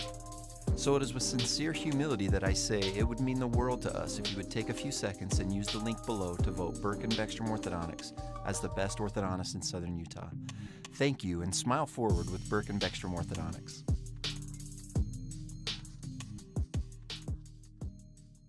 Need an appliance or two? AWP's got you. Check out the remodeled expansive showroom, highlighting the cafe series with colors like matte black, matte white, and modern glass. Make your kitchen stand out. Come see the local boys at AWP across the freeway from the Bloomington Walmart. Quick question, and it may have nothing to do with the outcome of this game, but why do you not go for 2 after that touchdown and get a 14-point lead instead of 13? If Snow Canyon is somehow able to pull out 2 touchdowns, 2 extra points would win the game. That's the only thing I would say is why not go for 2? Here's a kickoff. Caught at the 15 to the 20 to the 25. Tries to get outside. He does get outside, but it's a foot race and all kinds of speed on those white jerseys. Will end up in a short kick return, and Snow Canyon will have about 78 yards to go to try to get this thing a little closer. Will Warner there on the return. Made a lot of moves, but kind of ended up moving laterally instead of forward there towards the tail end. compared to really what we've seen the second half, though, Snow Canyon will take this field position. And you bring up a good point. 2 minutes, 30 seconds left, and the wide receiving core that Snow Canyon has, a deep, quick score, is not out of the realm of possibility. The Warriors could score quickly. They want to score quickly, no doubt about it. So something to kind of watch down throughout the game. But the reality of it is this. Crimson Cliffs let Snow Canyon score their first drive of the game, and they have not let them score since. So a lot of confidence there in that defense. Warriors, well, now they've got to need a miracle. They need to get a touchdown and an onside kick and a touchdown. Blitz coming for Johnson. He's in trouble. Rolls to the right and gets away from trouble. Sees a guy in the middle of the field, throws it downfield and nearly picked off. He overthrew his intended receiver. It's been the story of the second half. Let's say ball game really outside the first quarter. Johnson simply not being able to get his feet set, not being able to make the throws that he's wanted to. Everything has been a little rushed, a little hurried, and it's not entirely his fault. It's the Mustang defense crashing down on him. We'd all rush and hurry in that situation. But Johnson with 3 interceptions tonight. He had 1 interception coming to this game. 12 touchdowns to 1 interception. He's getting right now, add 3 to that interception total. Yeah, and they need offense now really bad. Second down and 10. And that one, everybody moved, but the center hadn't snapped the ball yet. Everything moved except the football itself, still under the center's glove. It's like one of those calls we got last night in the NFL opener where the official says, false start, everybody. On the offensive line. Yeah, you're right. You're right. Cedar now has a 21-7 lead on Hurricane on our Hersey's Hardware scoreboard. I really thought the Tigers had a chance to get this one, but they're in the fourth quarter now, and Cedar up by 14. Here we're at 2:20 left. The false start on Snow Canyon makes it second down and 15. Johnson back to pass. Here comes the pressure. Runs away from it, throws the ball, and a beautiful ball is caught at the 34-yard line. Another get-floored construction hit on the play after the completion. Ooh, Jackson cleverly. Yeah. Coming in with a massive smash. That's using the hit stick right there. But once again, really good catch from Brooks Esplin. He's been asked to haul in a couple tough ones, responsible for Snow Canyon's only touchdown. We see him go over to the bench, take his helmet off, try to catch his breath. Yeah, it was second and 15. They got 16. Johnson to pass again. This time he's got time, throws it out on the left side. And another get-floored hit by this Crimson defense, knocks the ball away, trying to get the ball to Nowatzki. It's this Mustang secondary. They're being just as aggressive right now as the defensive line and linebacking core itself. We've talked about the pressure they brought to Johnson, but really these guys in the secondary, Cleverly, Golder, Cuff, whoever you want to talk about, they've been just as aggressive, jumping routes right now, making big hits. Second down and 10. Here comes the blitz. Johnson back to pass. Here comes the pressure, and he goes down way back at the 27-yard line. It's McAfee. Loss of about, 6 or 7 yards. I think that's going to be McAfee's 3rd sack. We might have to double check this in the statistics. We know for a fact he at least has 2. Left a little bit earlier on the last defensive possession because of an injury, back in, and this time he sticks Johnson. Clock rolling, 1:25 left. Warriors in trouble now on 3rd down and 17. Johnson to pass, and flags fly. We'll hold everything. By the way, I don't know for sure, I'm looking at Digital Scout, the stat program. It says final score, Dixie 31, Pineview 28 on our Hersey's Hardware. Maybe you can try to confirm that and see if that's actually went final. Last I heard, Dixie had the ball. They were running at will using the clock, and maybe that's the final score. But that would be a monstrous upset. The number 1 team goes down at home to Dixie if, in fact, that's the final score. Throw to the left side. Ball, beautiful throw by Johnson. Will get about 3/4 of what they needed for the first down. Big hit, and the Snow Canyon receiver who caught the ball is down on the ground. Perfect throw, though, by Johnson on the timing play. Trying to get an idea of who that was that it looks like it was Hill. I think it was Hill, I believe. Single digit and not curly hair. That Wade has the curly hair. We'll wait and see. I don't want to scare anybody, but definitely an injured player on the sideline for Snow Canyon. Meanwhile, they go back to live play because the injury was off on the sideline. And on 4th down and 2, I was looking at the injury. They ran the play. It's incomplete, and Crimson takes over, and that's your game. wow, I didn't, with an injured player only 2 yards off the field, I thought they would, hold up play and not let him go. Yeah, but it I was was a stunned. quick turnaround. Snow Canyon's offense got back out there, threw the incomplete pass, and now this is looking ever in favor of the Mustangs. Got the cell phone lights across the way in the student section, and Crimson celebrating what's looking like going to be their second win of the year. We said they're tougher than their 1-3 record appears. The Warriors came in at 3-1, Mustangs at 1-3, and Crimson Cliffs has played a pretty brutal schedule to start the year against a lot of good teams, and this may be their best win yet. They're in victory formation.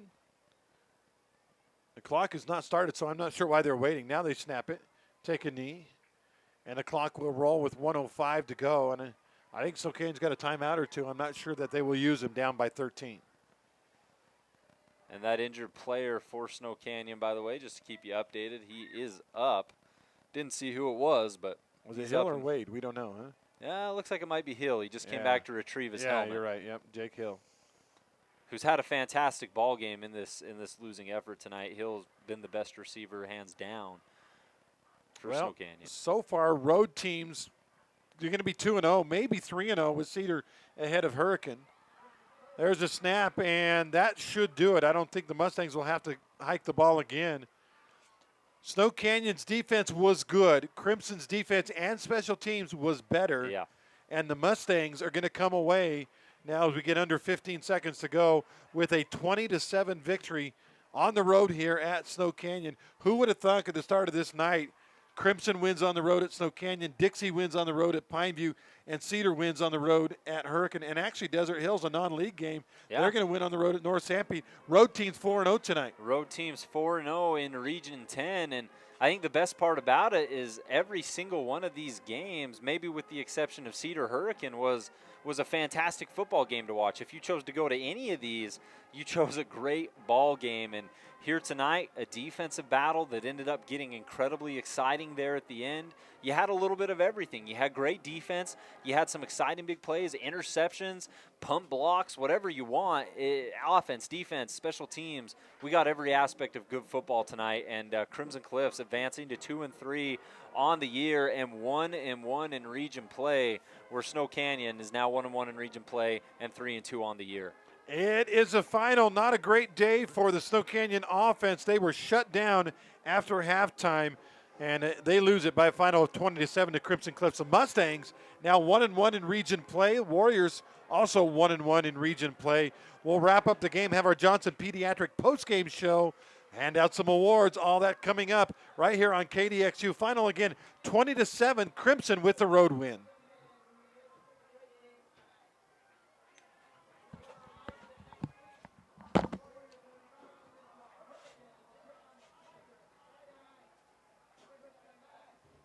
I think there's always options to treat your pain, and I would recommend to any patient who's dealing with chronic pain to be the squeaky wheel to get the grease. There's always more that we can do. Our whole goal is to get you better without surgery, but sometimes we need to operate as well. And we work closely with surgeons when what we're doing isn't providing the amount of pain relief that the patient is hoping for. But we specialize in minimally invasive procedures, focusing mostly in the spine, but we also do work in other areas of the body. With the knowledge that we can't help everybody, but we want patients to know that we're going to try to do our best to help them. What is rewarding about working in this field? It's being able to help somebody get their life back.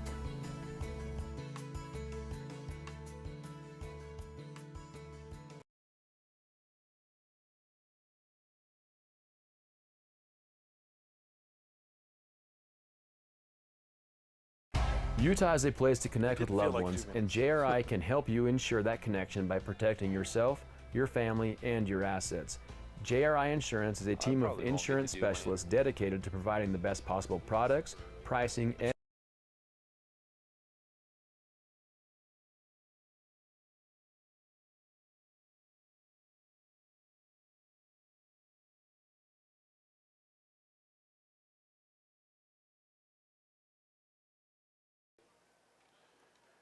All right, welcome back, Andy and Rustin, live at Snow Canyon High School, where the road team pulled the upset tonight, 20-7. Rustin, Nolan Perry does pretty good with his little Perry's Power Guide. Yeah. He had tonight Snow Canyon favored by 10.5. They lost by 13. He had Pineview favored by 24. They lost by 3 to Dixie. And he had Cedar favored by 20. He was actually closer on that one. Last I heard, Cedar was up by 14 over Hurricane. But, yeah, Nolan Perry, not a good night for him on the scoreboard, huh? And when you look at those predictions, like, honestly, with those spreads, they were all somewhat believable, right? Yeah. I agree. I mean, maybe the only one was Hurricane and Cedar that felt a little funny. We thought that would be a little closer, but they were all believable things. And tonight for Dixie to still win on the road out there in Pineview, and for Crimson Cliffs to get one against Snow Canyon, absolutely phenomenal. And not only for Crimson Cliffs to get the win, but Snow Canyon scored their first drive of this ball game. They scored. They marched downfield, had a 6-yard completion to Brooks Esplin for the touchdown. It looked like there was going to be another offensive performance for them. They did not score again after that. The first play of the game, nothing afterwards. A lot of credit to both the defense of Crimson and the defense of Dixie tonight, sealing the game with big interceptions and big plays on the defensive end. And something to think about. They had 56 offensive yards on that first drive. Yeah. They got the touchdown. The rest of the game, they had 17 yards the whole rest of the game after that one drive. So and that includes the first, second, third, and fourth quarter. That yardage does. Yeah. So that's outside of one drive, which, and not to mention the turnovers. Let's not forget the turnovers. Mustangs a couple of interceptions. 3 turnovers total in the game. 3 total, which Hunter Johnson had 1. And that doesn't count the 2 blocked punts. And that doesn't count the 2 blocked punts. Yeah. So hats off to Coach Wayne Alofapo, the head coach of the Crimson Cliffs Mustangs. He's a guy who's been a great defensive coach in this region for years. Most of the time at Dixie High School, he gets a chance to be the head man. And this Crimson Cliffs team, it reflects his personality. They're tough as nails. They really are. For the Mustangs right now, it's their defense has always been their pride and joy. For Coach Tate, for Coach Alofapo, for really everyone there that wears that red and blue. And they put some of their best athletes on the defensive side at the expense of the offense. And right now, games like tonight, that's why you do it, is because your defense can make plays when no one else struggles. Your special teams can make plays when no one else struggles. It's easy to see it's their pride and joy. And why? Your starting quarterback, Chase Hansen, goes down. You've been without him a couple weeks. You've still been a competitive, good football team. How many teams can lose their starting quarterback, one of their star offensive players, and still be okay and still be in the thick of things? Not a lot, but the Mustangs, they're built that way to kind of take on that added responsibility on the defensive side and to make it matter, and they certainly did so tonight. By the way, it's worth mentioning as we look at, first of all, our postgame brought to you by Johnson Pediatrics. Dr. Cody Johnson and his staff make your kids feel right at home. See why so many people are choosing Johnson Pediatrics. Call 628-0511 and ask for the new patient special. I was just looking at the offense. Snow Canyon actually still had more yards than Crimson. Than Crimson Cliffs. 183 to, I think, 151 is the total number on that. But or 152 rather. But when you look at the turnovers, 3 of them we talked about for Snow Canyon, and then you look at the special teams play, that's where Crimson Cliffs really made it happen. Gunnar Orr threw for just 51 yards. He had no touchdowns. He had an interception. They rushed really for about 100 yards was all. But when you add it all up and you go, okay, let's get the full painting, the full picture here, you'll find out that team is about offense, but team is about defense. Oh, yeah, there's a third aspect, special teams. And Snow Canyon might have won the offense, but Crimson won the defense and the special teams with the turnovers and the block kicks, and that's why they're the winners tonight. It feels like a theme, AG. Let's do a quick flashback to last week when Snow Canyon took down Cedar in dominant fashion. That game was close, and Tag Gubler came through for Snow Canyon, blocked a punt, completely changed the momentum, the trajectory of that ball game, if you will. And then here tonight, that's how Crimson gets on the board, is with that special teams. And we've said it multiple times, special teams, special teams, special teams. It's been big, but I don't think it's been larger for any other team out there than for the Mustangs. It played a pivotal role against Timpview in a tough loss there, a game they nearly won and pulled off the upset, and it played a pivotal role here tonight in the victory. Let's call it an upset victory over Snow Canyon, because that's exactly what it was. So the Mustang special teams unit is one of the most unique ones in Utah 4A, and we've seen it here tonight firsthand. How'd you like to be on the voting committee up there at the Deseret News? Now what do? Pineview loses at home to a team that had a Your losing rankings record. Now. Snow Canyon was probably right on the cusp of being ranked. They win this game, they're probably in the top 5. They didn't. You can't really rank Crimson. They still got, a losing record. You can't really rank Dixie. They're 2-2. I guess you could. I don't know. Yeah. You put all Region 11 teams in the top 5. I don't think you can do that hard. either. You gotta have some Southern diversity there, and it's I don't understand what you do. Dixie right now. You probably leave Pineview in the top 5. How far back you want to drop them, that's completely up to them. But the reality is I don't know how you go about it right now because Region 10 seems so open. Pineview's been the clear favorite, despite all their quarterback woes and things that they've gone through. And then Dixie comes out and beats them without their starting quarterback, and Crimson Cliffs beats Snow Canyon without their starting quarterback, and now all of a sudden Region 10 completely up in flames. Not sure who's going to rise or really rise to the top here, but whatever it is, I'm glad we get to be a part of it because we're in for some exciting football. I have a stat of the night for you. I like to do this. I like to pick one stat that just kind of jumps out at me. This one you're not going to believe. In the game, Crimson Cliffs had 11 tackles for loss. Now, in a normal game, there might be 3 or 4 as a whole team.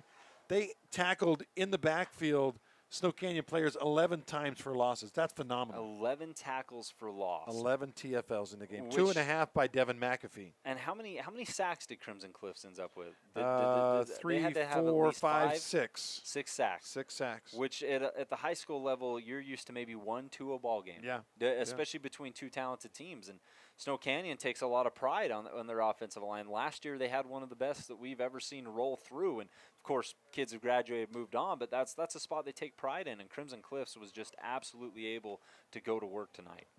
Give some credit to the Snow Canyon defense. They played well, too. They had 5 tackles for loss, which is, if you have a good defensive game, you get 5 TFLs. That's pretty good. Yeah, that's fantastic. Not 11. Holy cow. What a night by this Crimson Cliffs defense. I think as we look at our player of the game, we're going to start handing out some awards here. Our Ernie's 2 Sinclair player of the game. Ernie's 2 has you covered. Fuel up and grab a snack like the famous chicken strips at Ernie's 2 Sinclair Station. They deliver your player of the game all season long. Locations in St. George, Hurricane, Cedar, and the original location in Beaver. I think we've got to pick a defensive guy. We do. I think we have to. And I'll give you my honest opinion on it. I think you got to give it to the Mustang safety, Corbin Cuff. He's the one who got his hands on the football to create the block that led to the scoop and score, which is the Mustangs' first points of the night. Made it 7-7, made the Mustangs feel like they had an opportunity to win the game, all because he got his hands on a punt. And then, of course, the big interception took it 60 yards to the house, and that was the final nail in the coffin was Corbin Cuff with 2 big plays. But there's so many. Sagapolu had multiple sacks tonight. Andrus was absolutely explosive. McAfee had 3 sacks himself. And don't forget, Salanoa Sagapolu had an interception. Your nose tackle had an interception in this game, too. In fact, let's do this. Let's name, again, who was your player of the game? It was Corbin Cuff. Corbin Cuff, that's right. Let's name him our Ernie's 2 Sinclair player of the game. And even though his pick 6 kind of sealed it, let's get that interception by the nose tackle as our play of the game. I'm a big fan of that and what makes that even more beautiful and poetic, if you will, let's get cheesy here on this award, is the fact that it was a team situation. 3-4 Mustangs were crashing down on Johnson. He just kind of had to flick it up because of them. And Sagapolu with the athleticism and the ability to come down with it, and then also shed off a tackler for a couple of yards to pick up some extra. It was a team effort. And I'm going to make an executive decision here, and let's do co-plays of the game brought to you by AWP and go with that blocked punt, too, because that really changed the game. The interception was huge, it was. And not very often a nose tackle gets a pick, but that blocked punt ended up being really the game changer, in my opinion, that first one. It was massive. I mean, the Mustangs hadn't scored, didn't seem like they were going to score. You could have played 5 more quarters, not sure they would have scored, and that punt that was blocked and led to the scoop and score was legitimately all the confidence that Crimson Cliffs needed to get it done on the offensive side, on the defensive side. Special teams changed everything in that situation. Hey, folks, it's easier than you think to buy direct and save at Appliance Wholesalers Plus, the #1 playmakers in the appliance business. They're open to the public. They're right across the freeway from the Bloomington Walmart at Appliance Wholesalers Plus. Again, our co-plays of the game, the pick by Marley, they call him, right? Salanoa Sagapolu. And then the blocked punt for the Crimson Cliffs Mustangs, who pull off the upset. Really, they look down and out. When they're down 7-0, Snow Canyon got a stop to start the second half. It looked like Crimson would never score. Right. It really did. They were not doing anything on offense, and it took special teams, but they finally got it done. They absolutely did. It took all three aspects tonight, especially with the offense struggling.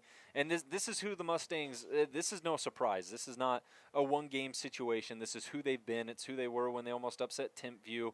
It's how they held in that game against Desert Hills before giving up 27 in the fourth. It's how they won tonight, and it's how they'll compete from here on out. Defense and special teams. Gunnar Orr, Easton Drew Bay, Nick Baum. That offense they have there, it's still a work in progress. That's what happens when your starting quarterback goes down. You have to adjust. You have to fix things, and they're having to adjust on the go here. They don't get an off season to figure this out, and so while they do that, the defense and the special teams will carry and will continue to carry them.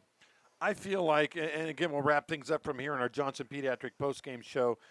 Thanks to Holbrook Asphalt, we didn't get our big score tonight. We got close. We got 20 points, but Dixie got it. Yeah, Dixie got it over there. Actually, Dixie and Pineview both got over the verge. So you can still get your yogurt and your free yogurt if you say a big score dessert.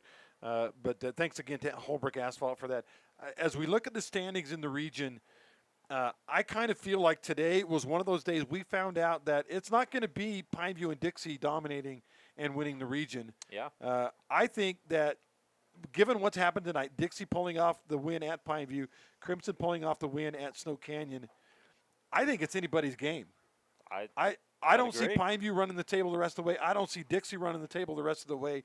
There's too many good teams. Dixie's going to face this Crimson Cliffs team that has this incredible defense. That could be a 3-0 game or a 7-6 game. I just don't see anybody winning the rest of the region games. I really don't. It's wide open. We talked about when you said how are they going to rank it up there at the Des News. That's a great question because we don't even know how things currently rank in the region itself. But with Pineview and Dixie and Crimson Cliffs could sneak in there, and Snow Canyon's not going to stay down and out. You're not going to have Hunter Johnson score 7 points every game. There's no way that happens. So it's wide open. Well, folks, that'll wrap it from here. Unbelievable night in Region 10. Upset victories by Dixie over Pineview. Looks like Cedar's going to finish off Hurricane, and an upset victory by Crimson here at Snow Canyon with Desert Hills non-region win at North Sanpete. That's 4-0 for the Region 9 or Region 10 road teams on this night. Yeah. I would have bet a lot of money that was not going to happen tonight, Russ. No, and for them to happen in the way that they did, with them all being close and exciting, and you always like to give the home team the benefit of the doubt. Most home teams were favored tonight, as they should be, all fantastic squads, and the road teams came at it. And it goes to show you that in high school athletics and athletics, really, the road team they always have a chip on their shoulder, right? You always want to come into a place, into an arena, into a gym, whatever it may be, and be the team that walks out of there with all the home fans disgusted at you or whatever it may be. And a lot of road teams got that tonight. Thanks so much again to all our sponsors, Johnson Pediatrics here in the postgame, also Appliance Wholesalers Plus, Ernie's 2 Sinclair, Holbrook Asphalt, go get that dessert at Yogurtland. Also, our stats tonight brought to you by Wilkinson's, updates brought to you by Hearst Ace Hardware.